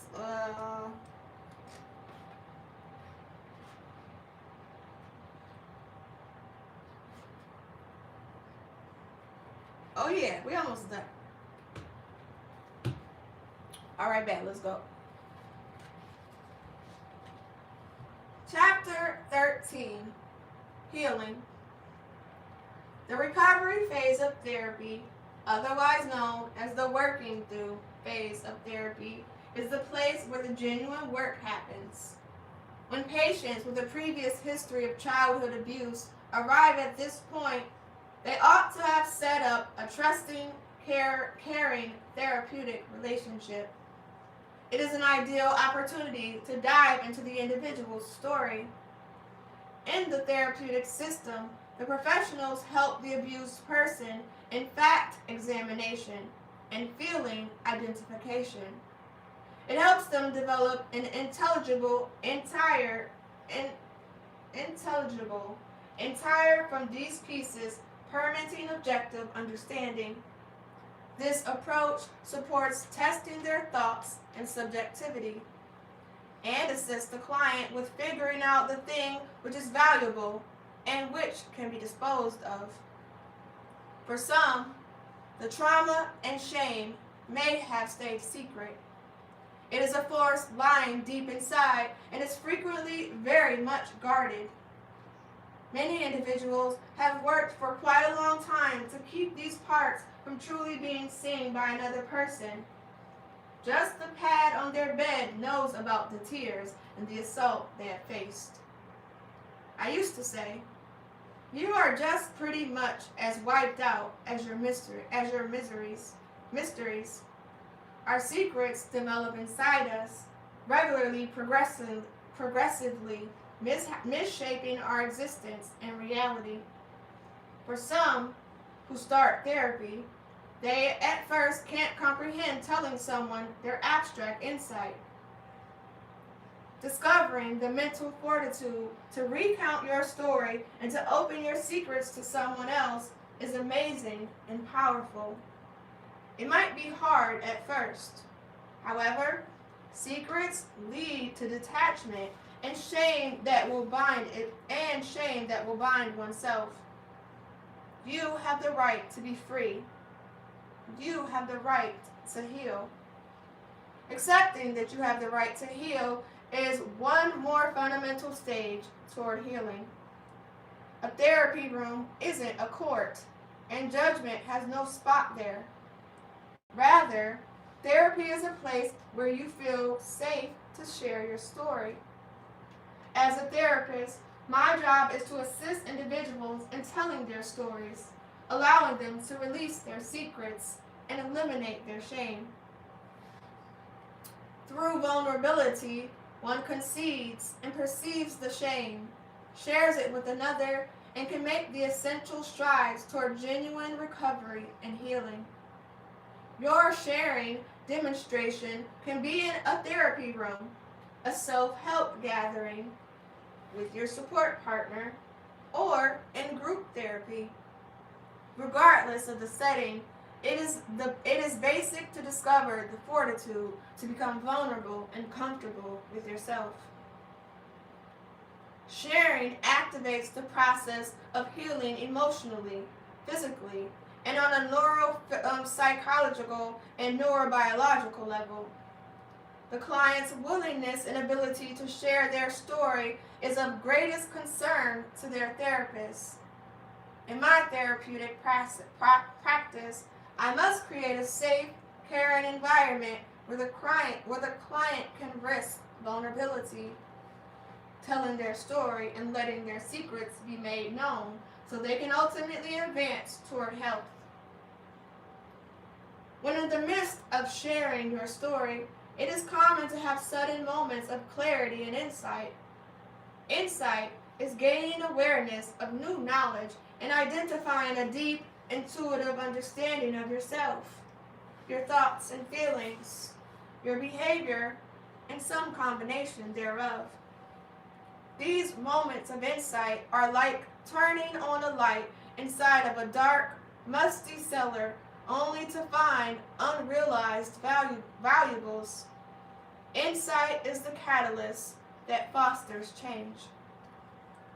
Insight can be fostered in many ways, especially through therapy sessions. It is not uncommon for issues to be intergenerational, and because of this, I often conduct a family geogram, going back at least 3 generations. A genogram can quickly illuminate patterns within a family system. To do this, clients supply the name and age of their ancestors, mark if they are dead or living, and give a full description of each individual's personality. They share the memories that stand out most about this person, any addictive behaviors that are known, and any form of abuse the person endured or afflicted. Once the geogram is completed, it is easier to recognize familial patterns. For example, A great-grandfather may have abandoned his young children after having an affair. The grandfather followed the same pattern. The client's father did as well.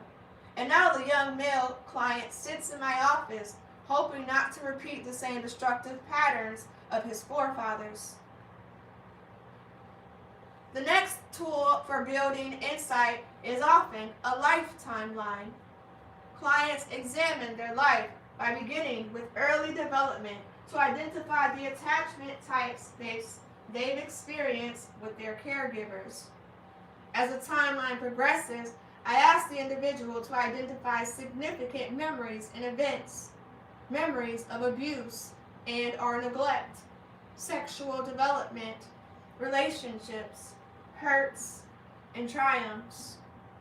Again, this process typically fosters great insight.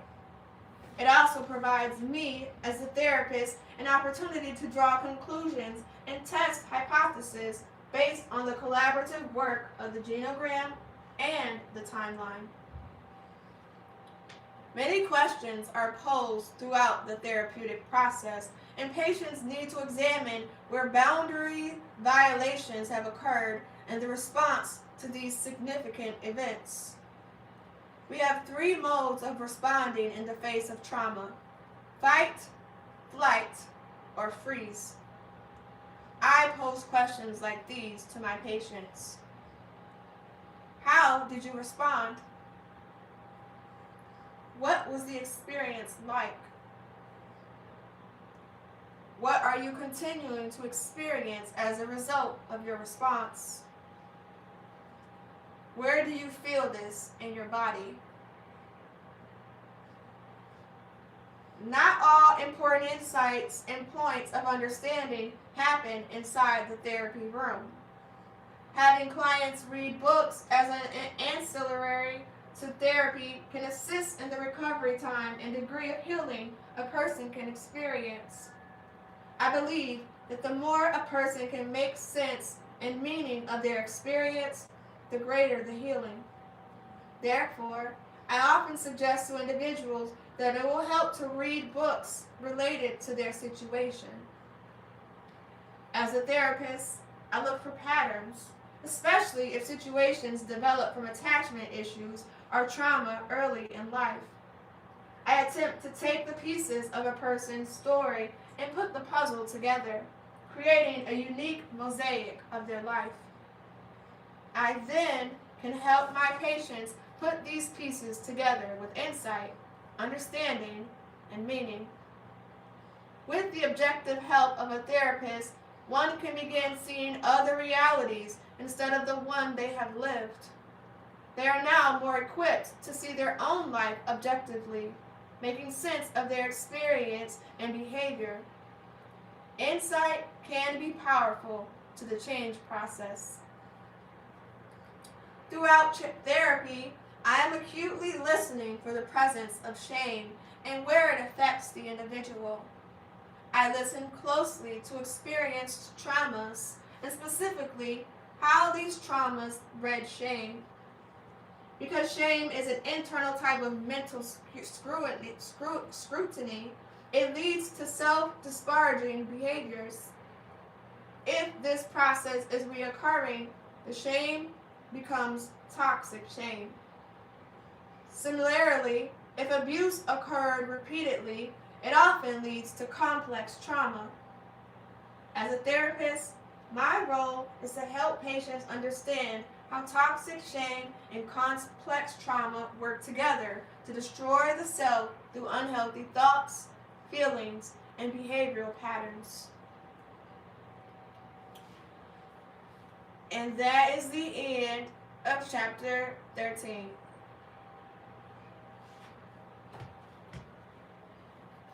Yes, absolutely.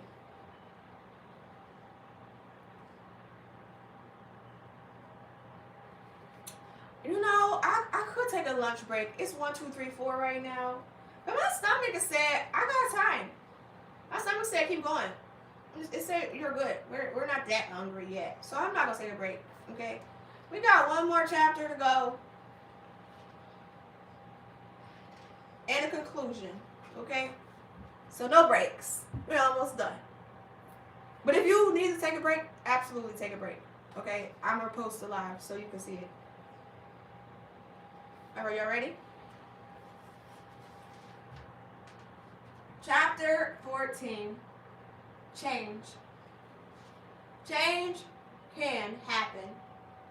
You are ready for change when you have unpacked your personal baggage and swiped through the contents, making sense of its meaning.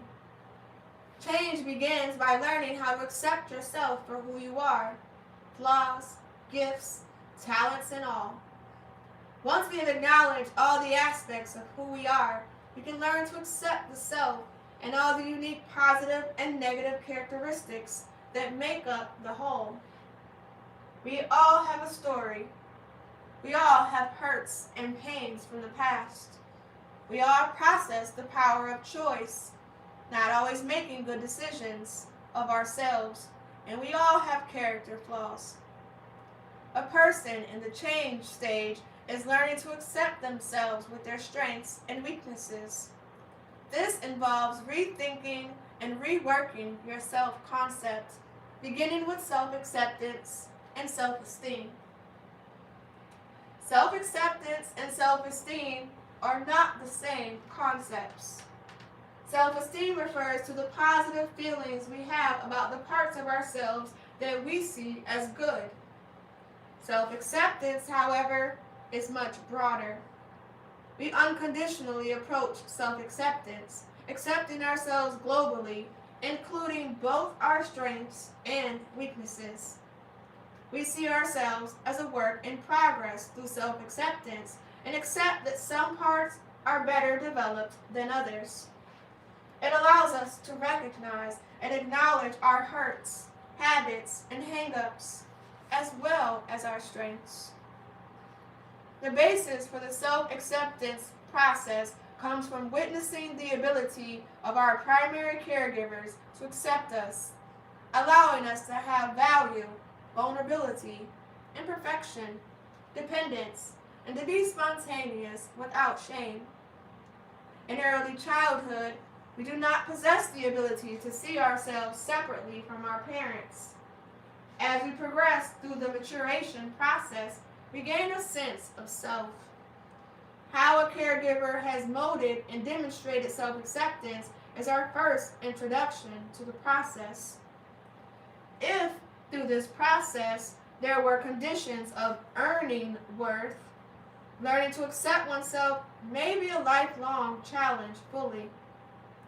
Parents and primary caregivers provide us with a model of caring and parenting that later becomes our self-care and self-parenting. Although therapy is not about finding and placing blame, at times, those who have abused us must be identified and confronted. If an individual has experienced abuse, neglect, bullying, and other harmful treatments, a confrontation may be warranted. However, it must be done constructively for closure and healing. One must carefully examine who and how to confront. A verbal or physical attack on someone who has hurt you will not bring closure. Confrontation must be planned out and timed accordingly. A therapist can help you identify if it is appropriate to confront the person and the likelihood of any resulting harm or further damage. A confrontation is not intended to get revenge. The patient should carefully work with a therapist to identify their goals for the confrontation. It is typically used as an intervention to help resolve and bring closure to past trauma. If confronting a person has the potential of re-traumatizing the individual, the therapist should discourage the event. Confrontations must be planned to help resolve unfinished issues and return the shame to the person it belongs to. One cannot initiate a confrontation hoping to hear specific words or see specific behaviors from the antagonist. Often, they will not give you what you want. One cannot anticipate an admission of wrongdoing or an apology.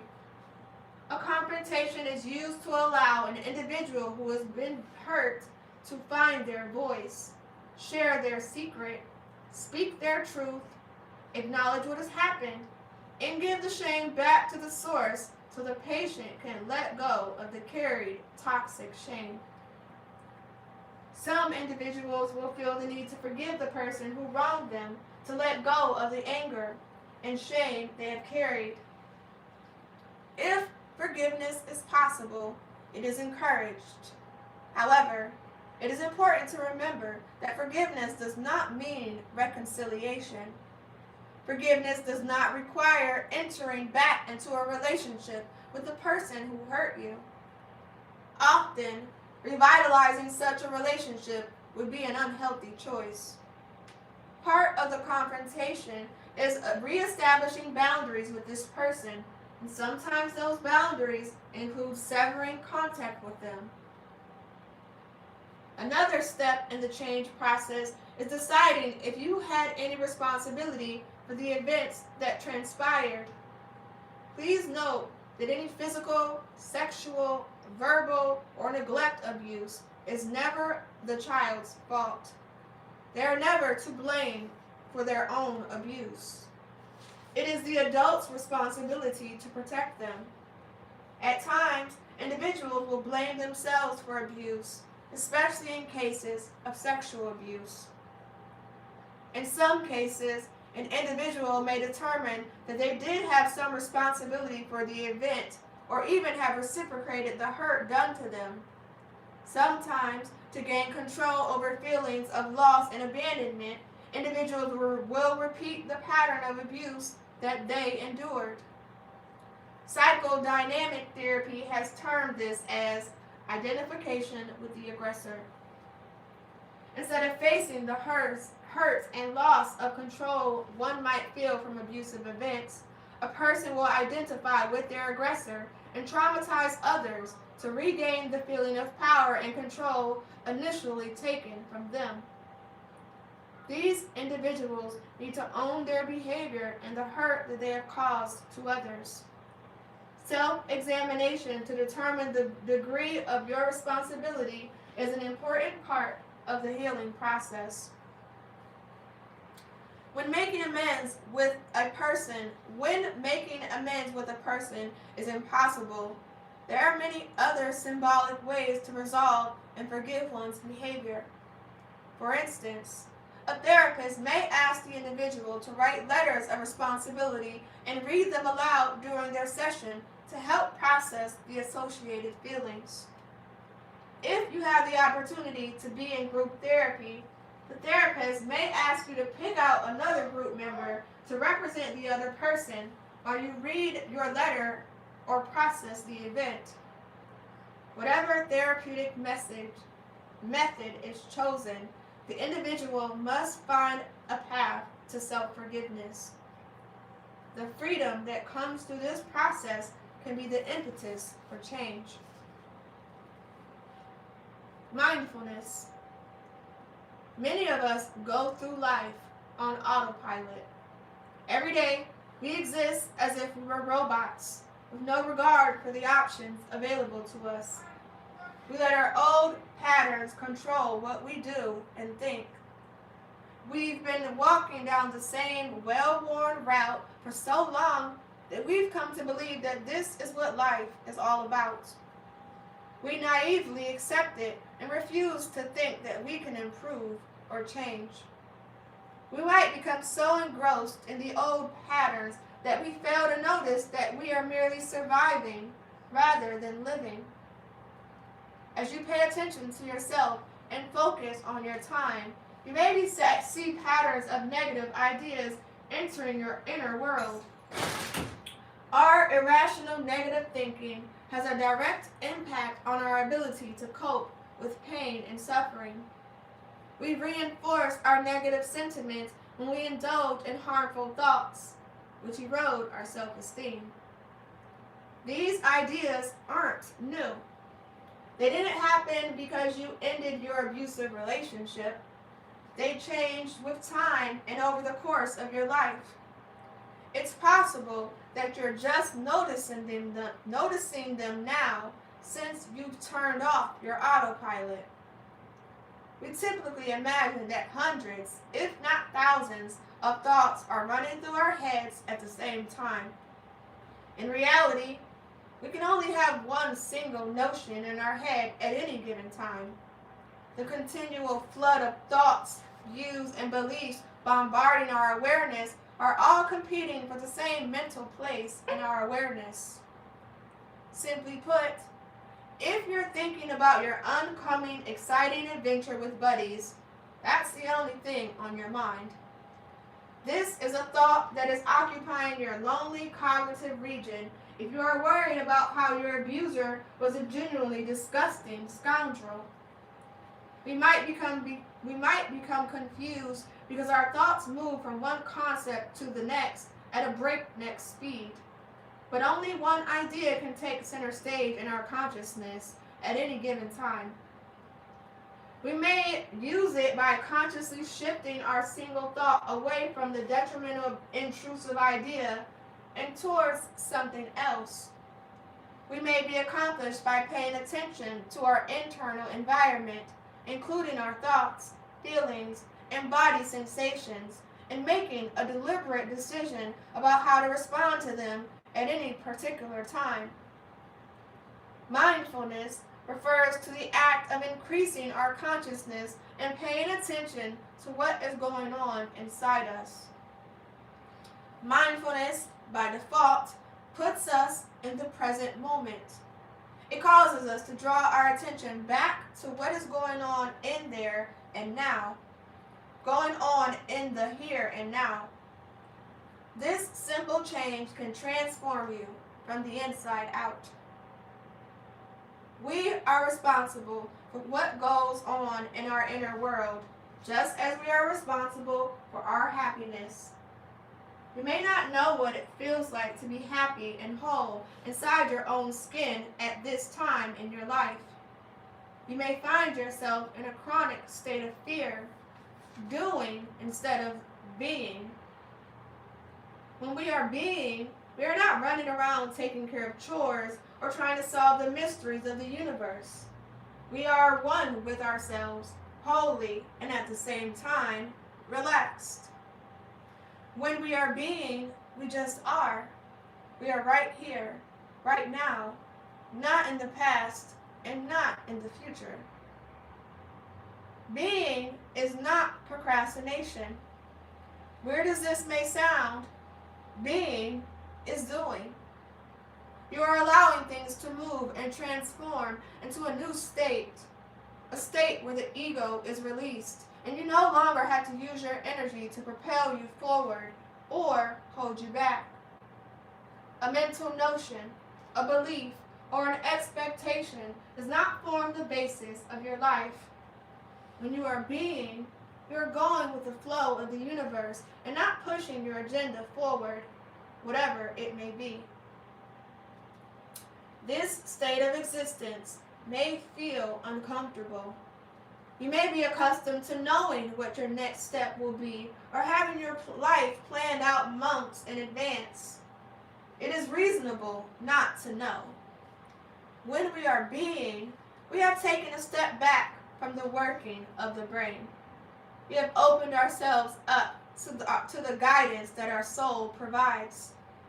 When we are being, we recognize that we are not in charge and we cannot control the outcome of any given situation.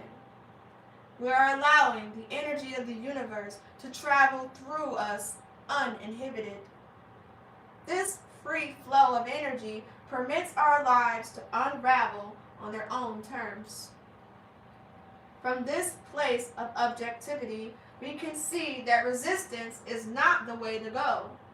But at the same time, we may find that investing more time and energy, unless prompted, into our affairs is not right either. We discover that the best way of dealing with any situation is to let go of any presupposed notion of how it should be and allow it to unfold before us. Any decisions we have to make, in turn, will seem harmonious to us, regardless of how hard they may appear. Sometimes, when we are in this place, we are led to do things that can, to the rational mind, seem like a complete mystery. We may find that we are guided to faraway places or are compelled to open the door to possibilities we may have never imagined before. At other times, we might unknowingly put ourselves into situations that on the surface may seem traumatic, painful, or at odds with ourselves. But as time passes, we will often look back at these moments and recognize their perfection. Regardless of what it is, we work to accept what life hands us with open arms. This state of peace is what being instead of doing or reacting feels like. There is a sense of inner calmness that words cannot adequately describe. People who feel emotionally safe tend to do better when trying to find this place within themselves. They are not battling with intrusive thoughts or raging emotions. Mindfulness can be used to help you feel this way regularly. Wouldn't that be wonderful? Mindfulness practice. If the peace and serenity of beingness is the goal, where are you now? We all have moments when life events disturb our inner world. Depending on what it is, we may be able to quickly recover our composure and return to our normal, healthy, and happy state.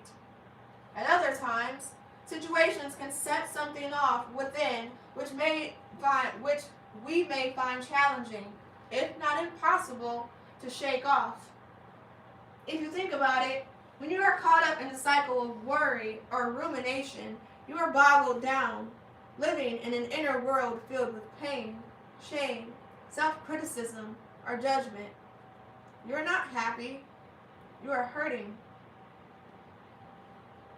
When you feel anxious, upset, hurt, or frustrated, there is a destruction in the force. One of your inner wounds, a previous trauma, or a negative core belief may have become activated. There may be a conflict with your authentic self wants and the precepts stored in your unconscious mind. You may still try to fit into the square box society, or your early programming has been erected. You may also indicate that you are in an abusive or toxic situation, especially if you constantly find yourself being negatively affected at the hand or the mouth of another. Any of these things can cause a disturbance within you. You may find yourself, when this occurs, reactively responding to the situation using a primitive defense mechanism, or caught up in the cycle of negative thoughts. We cannot use these moments to become our own private detective and solve the mystery of what is happening. Identifying what set you off can be challenging to determine. You can, nevertheless, ready the stage for profound healing by getting to know what elicits your negative responses. These insights might help you learn how to react to scenarios that once distressed you with more mature coping mechanisms. When you begin the practice of mindfulness, you will quickly discover that you are not your thoughts. You are not your fears and not your insecurities. You will start to notice that it is just energy and emotion that stimulated you. We never respond to something emotionally unless there is a conscious or unconscious thought tied to it. From this position, you can begin to observe your thoughts and embark on connecting the dots between them in your emotional responses.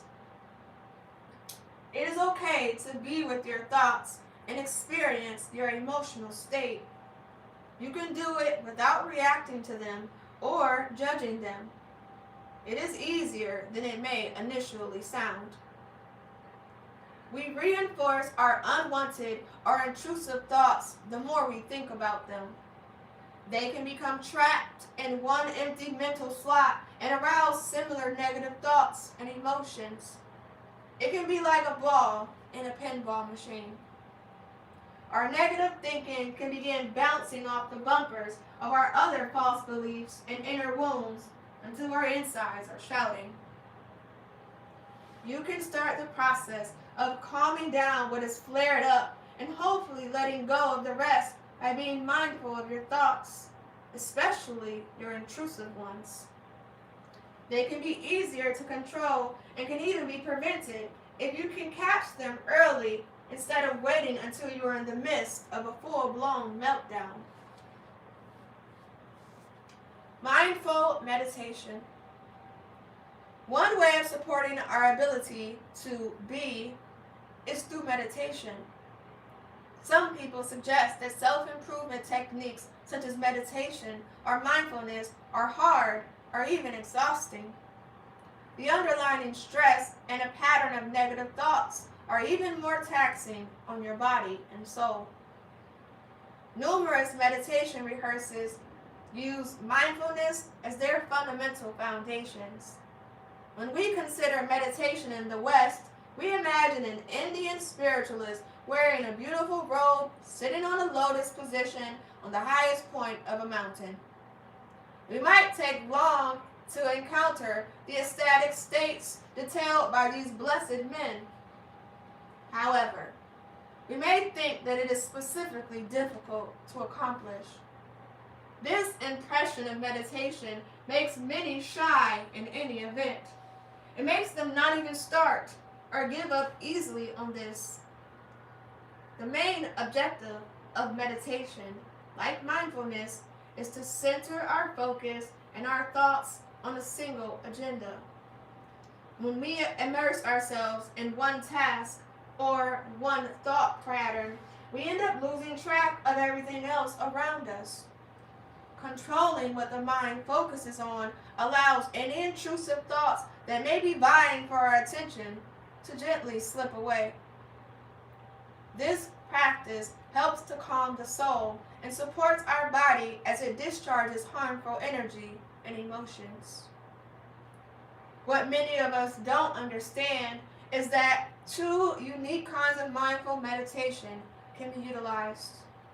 The main sort of meditation is called passive meditation.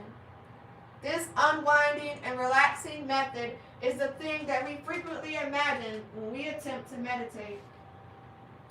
Passive meditation uses techniques like rehashing a mantra or insistence, zeroing in on our breath, or clearing our mind of thought. It isn't the breath, the mantra, or even the demonstration of keeping the brain clear that supports health, healing. At the point when we center our brains around something, anything, it fills our unfeeling opening. It has the additional advantage of disconnecting us from the occasionally wild elements and dynamics going on inside. We find ourselves in a tangled up web of ever-changing thoughts. That is why they call mindfulness and meditation a practice. It can take us a while to retrain our brains and begin to form new neural pathways that support mental calmness. The second kind of meditation is active meditation. You have presumably already experienced active meditation in your life and didn't have any acquaintance with it. Think when you were wound up, agitated, diverted, or feeling ungrounded. Perhaps in the middle of your traumatic experience with past abuse, you went to the fitness center and had an intense exercise. Your session closes, and as you leave the fitness center, you find that you feel quiet, clear, and strikingly stimulated. Indeed, exercising can be a type of active meditation. The same is valid for jogging, running, raking leaves, cleaning a bath, or playing out a custom. What matters is the intensity you would employ as you pursue any of these activities. Your mind focuses on one thing and one thing only. You can practice mindful meditation anytime, anywhere.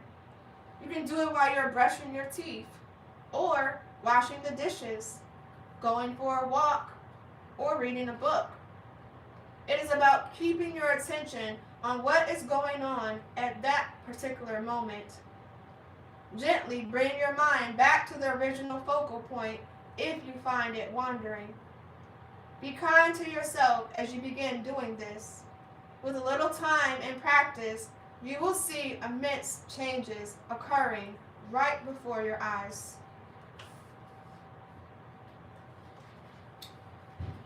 And that is the end of chapter 14.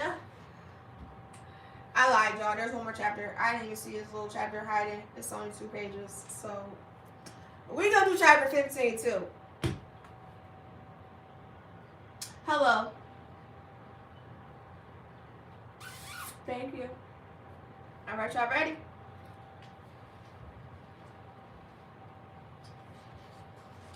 Chapter 15, Getting Clear. First and essential on the rundown list is you need to know what you really need. You need an unmistakable and clear image of it.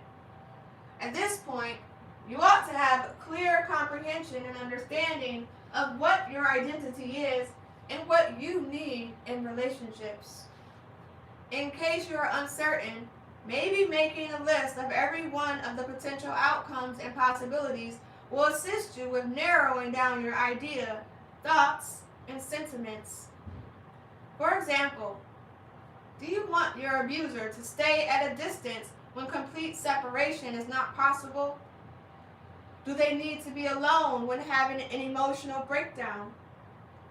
Do you want to be with someone kind, loving, and affectionate, attentive to you and your needs, articulate, and emotionally mature? These are only a few things you can contemplate as you identify your relationship needs with the abuser. It is better to keep your requests general in nature. Also, try not to fill your list with negatives. Identifying the fact that you do not want to be with a Slav will only work to defeat your purpose. The universe will not hear, I do not want to be with a Slav, but only Slav. Rephrase your inventory form. Rephrase your inventory from what you do not want to what you do.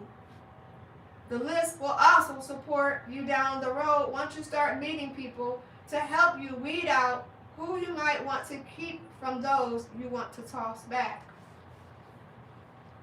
Become mindful of any negative thought patterns that may arise as you do this. Remember, negative thinking only sabotages your ability to have what you truly desire. Breathe, ground, and focus if need be. Trust that the universe has your best interest at heart. Trust dissolves fear. You cannot be afraid if you trust. See it, feel it, experience it as if it were real. Imagine it in your mind's eye. Allow your desires to become emotionally charged. Believe in yourself and your future. Set your intentions. Feelings are the driving force behind the law of attraction. Our emotional energy activates our mental images and puts them in motion. They are then transmitted out into the universe via our energy systems. Be patient while you await its reply. Taking action. Making a move or taking action is a basic step in making your dreams work out as you expected. By moving toward accomplishing your objectives, you will see the natural laws of the universe into movement. Steps, regardless of their size, oils the gears of the universe and permit it to work in the manner it is intended to work. Numerous people accept they should simply make a vision board, a realistic portrayal which can be utilized to assist with explaining your goals, rehash assertion, or keep up with positive thoughts. Without action, nothing can be accomplished. Assuming you need another relationship, trusting, wishing, and asking about it will do nothing but bad if you don't put yourself out there to meet new admirers. Gratitude. The last piece when working with your behavioral changes is appreciation and gratitude. Say thank you for the favors you get. By perceiving and recognizing even the little things you are getting in your life, you can start to get greater and better things. Ideally, that will help you find the inner peace you have been searching for since the abuse happened. At last, the recovery from trauma isn't tied to getting another vehicle, a huge pile of cash, distinction, or fortunes. It is tied to keeping ourselves in arrangement with the flow of life, permitting it and not our inner self to lead the way. This way, we open ourselves up to the beauty of nature and bring to ourselves those things we want. I wish you a full life of blessings and prosperity. And that is the end of chapter 15. Okay. What is my sign? I am in Aries. That is where my sun is at. My sun is in Aries. All right, okay. We almost done. I'm crying. We just have the conclusion to go, and then we're done with the book, okay?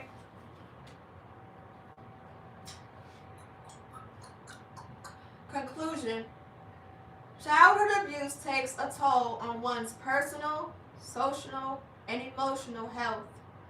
It's not your fault that the person abused you at a very fragile age when you could not face the trauma. It doesn't mean that you are spoiled or less than any other individual on planet Earth. You have all the right to live a happy life full of dignity and compassion. This is not the end, but the beginning of the changes you can create in your life by practicing self-compassion.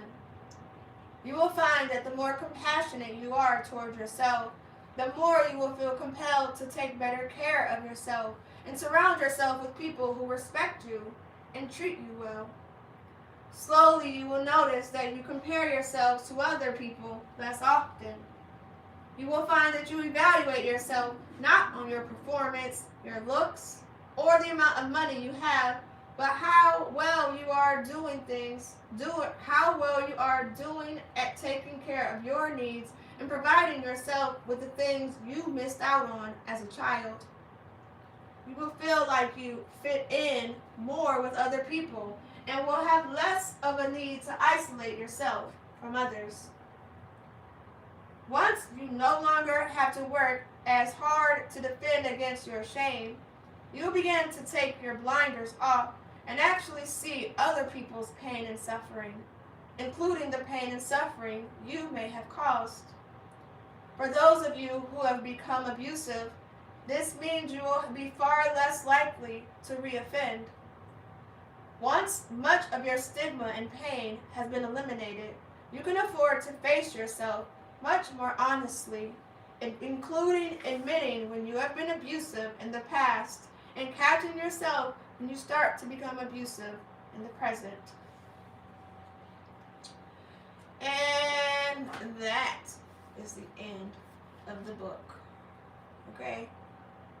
And we did it at, oh, look at it, 1 o'clock. It's just 1 o'clock. We did amazing timing. You a Capricorn? Hello, Capricorn. What happened?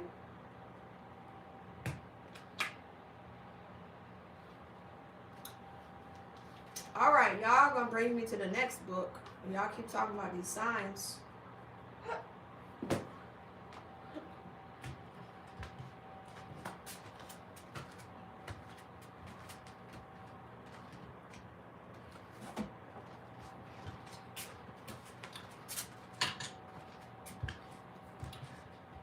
the next book. Okay, astrology and shadow work. So I need to end the live though, so that I can be able to break this live up, because we already covered 2 books today. So let me end the live so I can save the live. No, we're so listen, y'all. I am intuitively guided. That's why I be trying not to give y'all, but like, oh, we're gonna do this on this day, we're gonna do that on that day, we're gonna do this day. I try not to do that, because anytime I'm like, all right, we about to do this, my intuition is like, no, you about to do this, okay? I got up today and was like, I'm about to get on live, I'm about to do yoga, and then we're gonna spin the wheel, right? That's what I had planned to do. So I got up. It wasn't until I got in the closet to put my clothes on, I put on like 3 yoga outfits. It was like, nope, nope, nope, nope. So I'm like, okay, what you want me to put on? Like, what? And then I got this dress. And I'm like, I can't do dress in this, and I can't do no yoga in the dress. He was like, you're not doing yoga, you're reading. All right. So that's how we got here.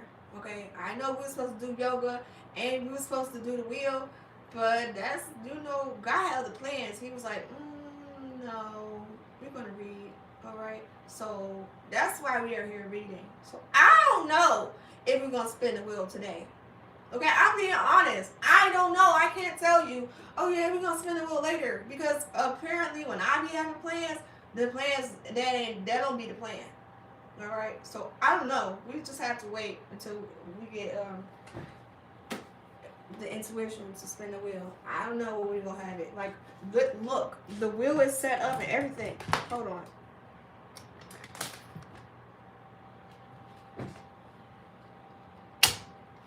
I had the wheel set up, ready to go and everything. You know? It's not my fault. I'm just here. You're not listening.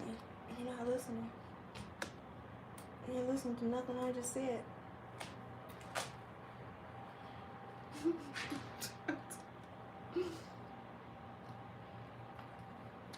Exactly, because this is the thing. When I don't listen to my intuition, baby, that I told you so, it is hard to swallow.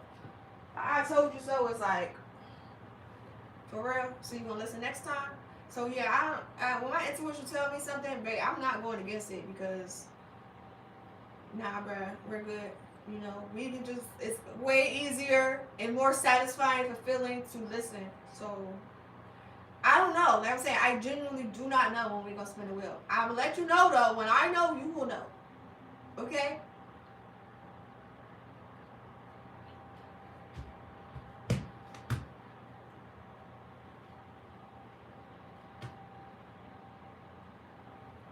The books that we did today, we refinished, because I had to redo these because they did not save. We refinished the last couple chapters of this book. This one is the 5 love languages for men. And then we finished the healing our childhood trauma today. All right. The next book is Astrology Shadow Work. Now, I already started reading this one. When I tell you that you're going to need a piece of paper and a pen, all right? You're going to need to take notes, all right? You're going to need to have your birth chart ready. So if you do not have these things, you need to get these things for this book. You're not going to be, you're going to be lost without it, okay? You're not going to know what we're talking about. So before we get started with this book, we need to make sure that everybody has their birth chart. All right, there's multiple places you can get your birth chart for free. Some you can pay for. There are apps you can download, but you got to have your birth chart for this book. It is not enough just to know where your sun was at. All right, it's going into the whole book. Okay? The whole chart. All your houses. So you need to, when I'm reading this, you're like, hold on, I think that's in my 8th house. You need to know. Because first of all, the 8th house alone. Listen. So make sure y'all, if you have an iPhone, I'm gonna tell you the app that I use. Okay, I love this app. I've been using it for years. It's called Astrology. It's called Numerology and Astrology. It's green in the App Store. It does give you stuff for free. I just can't remember what the free things are. Like, I know it will cover some of the things, but it won't cover like in detail all of them. So I got the paid app. The paid app is like, I don't know, it's like $6 a month or something slight like that. But you don't have to choose that if you don't want to. Like I said, there's free sites you can go to. I just found, that the free sites, they're not, it's almost like a generalized message. Versus this app, they're like, and all that shit happened. All of it. So, I ain't really found no other apps or websites that explain it like this, which is the only reason why I keep telling y'all the same app. I'm not sponsored on the app. I don't get none of that money that y'all giving the app. It's just, like I said, the best reference for me that has been, and it was accurate. Okay, some apps I be like, that ain't me. I don't know what they're talking about. Not this app. All right. So it's called numerology and astrology. And then that's the other thing. It covers the numerology side too, which we've covered before in the past. I've posted my numerology point several times. I've read my numerology chart several times. The astrology though, like I said, it's a so I have not shared my astrology side with you guys at all. That's how detailed it is. So please, please, please, I highly recommend downloading the app. If you don't have an iPhone, go get you an iPhone. Okay? Normally I tell y'all, if you don't have an iPhone, I'll read it for you. I'm not reading this part for you. I don't want to know your specifics. Okay, on this part. If you don't need me to help you with the numerology side, I got you. That part is, it's not too hard. But I'm not reading your astrology side. It's too much. It's a lot. Okay? So, make sure y'all get your birth charts. There are other websites that you can go to. Like I said, if you just want to get the placements while we go over this book, that's fine. You don't have to go into the explanations. You just need to know the day, time, and place that you were born. The time is important so that they can tell you where all the planets were at the time you were born, the place you were born, because the placements on this part is not going to be the placements on a whole nother area. It doesn't even matter if it's the same time. So you need to know the day you were born, of course, the time you were born, the place that you were born to get your birth chart. Also, when you do this, especially for the first time, you're excited. You're like, oh, this is new information. I didn't even know this existed. Don't be sharing this information with everybody. All right? I'm going to read the book. I'm never going to say, okay, whose Pluto is in the 8th house. I'm not going to say that. I want you guys to look at your chart and be like, okay, this is mine, and listen to what it says. Don't be telling people what your ascendant sign is. All right? Y'all be wanting to give you a big 3 so bad. Stop it. Stop it. Okay? When you get to your chart, like I said, especially if you go through an app, they tell you this what's going to happen. This why this going to happen. This specifically is going to traumatize the entire fuck out of you. You don't want to be giving everybody information. So, get your birth chart, and just listen to the book, okay? There's also other books that I've covered. They're already on my YouTube. They're already on my TikTok. Sorry, they're on I'm trying to think. I know they're on IG, but you might have to scroll forever because IG doesn't have a playlist. TikTok and YouTube, they have playlists for the books that we've already covered on these. Okay, so, but like I said, if you get the app Numerology and Astrology, when I tell you the information in there, it's gonna hit way different than any of these books that I've covered. Okay, so that's why I recommend getting the app too. Now, it is 1:20 and I am hungry. So I am going to feed my belly.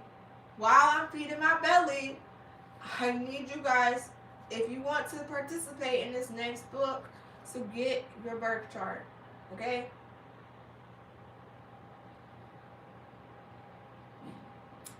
These books, all the books that I've read, I upload to my YouTube channel. So you have to go to my YouTube channel to get the playlist of the books. While I'm eating, I'm going to upload the chapters that we just covered from these two books. Okay, we re-finished this one and we finished this one. I'm going to upload those also to YouTube.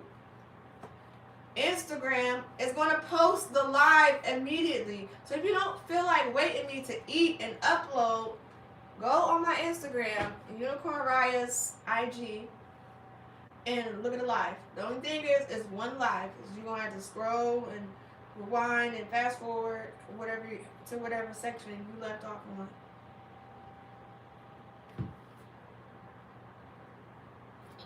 No. I'm going to go eat. Then I'm going to upload chapters while I'm eating. And then I'm going to come back. Okay? I'm going to be working while I'm eating. So I can't stay on live. I literally got stuff to do. But when I come back, I'm going to take a call. I'm going to take a poll to see if you got your birth charts. If y'all don't got your birth charts, then I'm just going to hang up. And we're going to see y'all later. Okay? So y'all need to have your birth charts ready for the next book.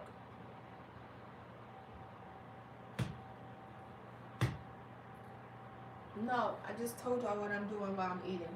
Okay? Listen, y'all gonna make this Aries sun come out.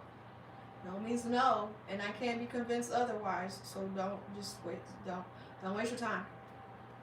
Okay? Alright, y'all should go eat too. Like, go eat something too. Let's eat together collectively. Alright? I'm gonna see y'all later. Bye, Instagram.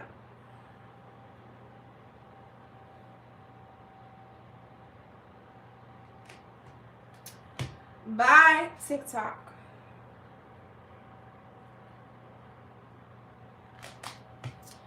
And bye, YouTube.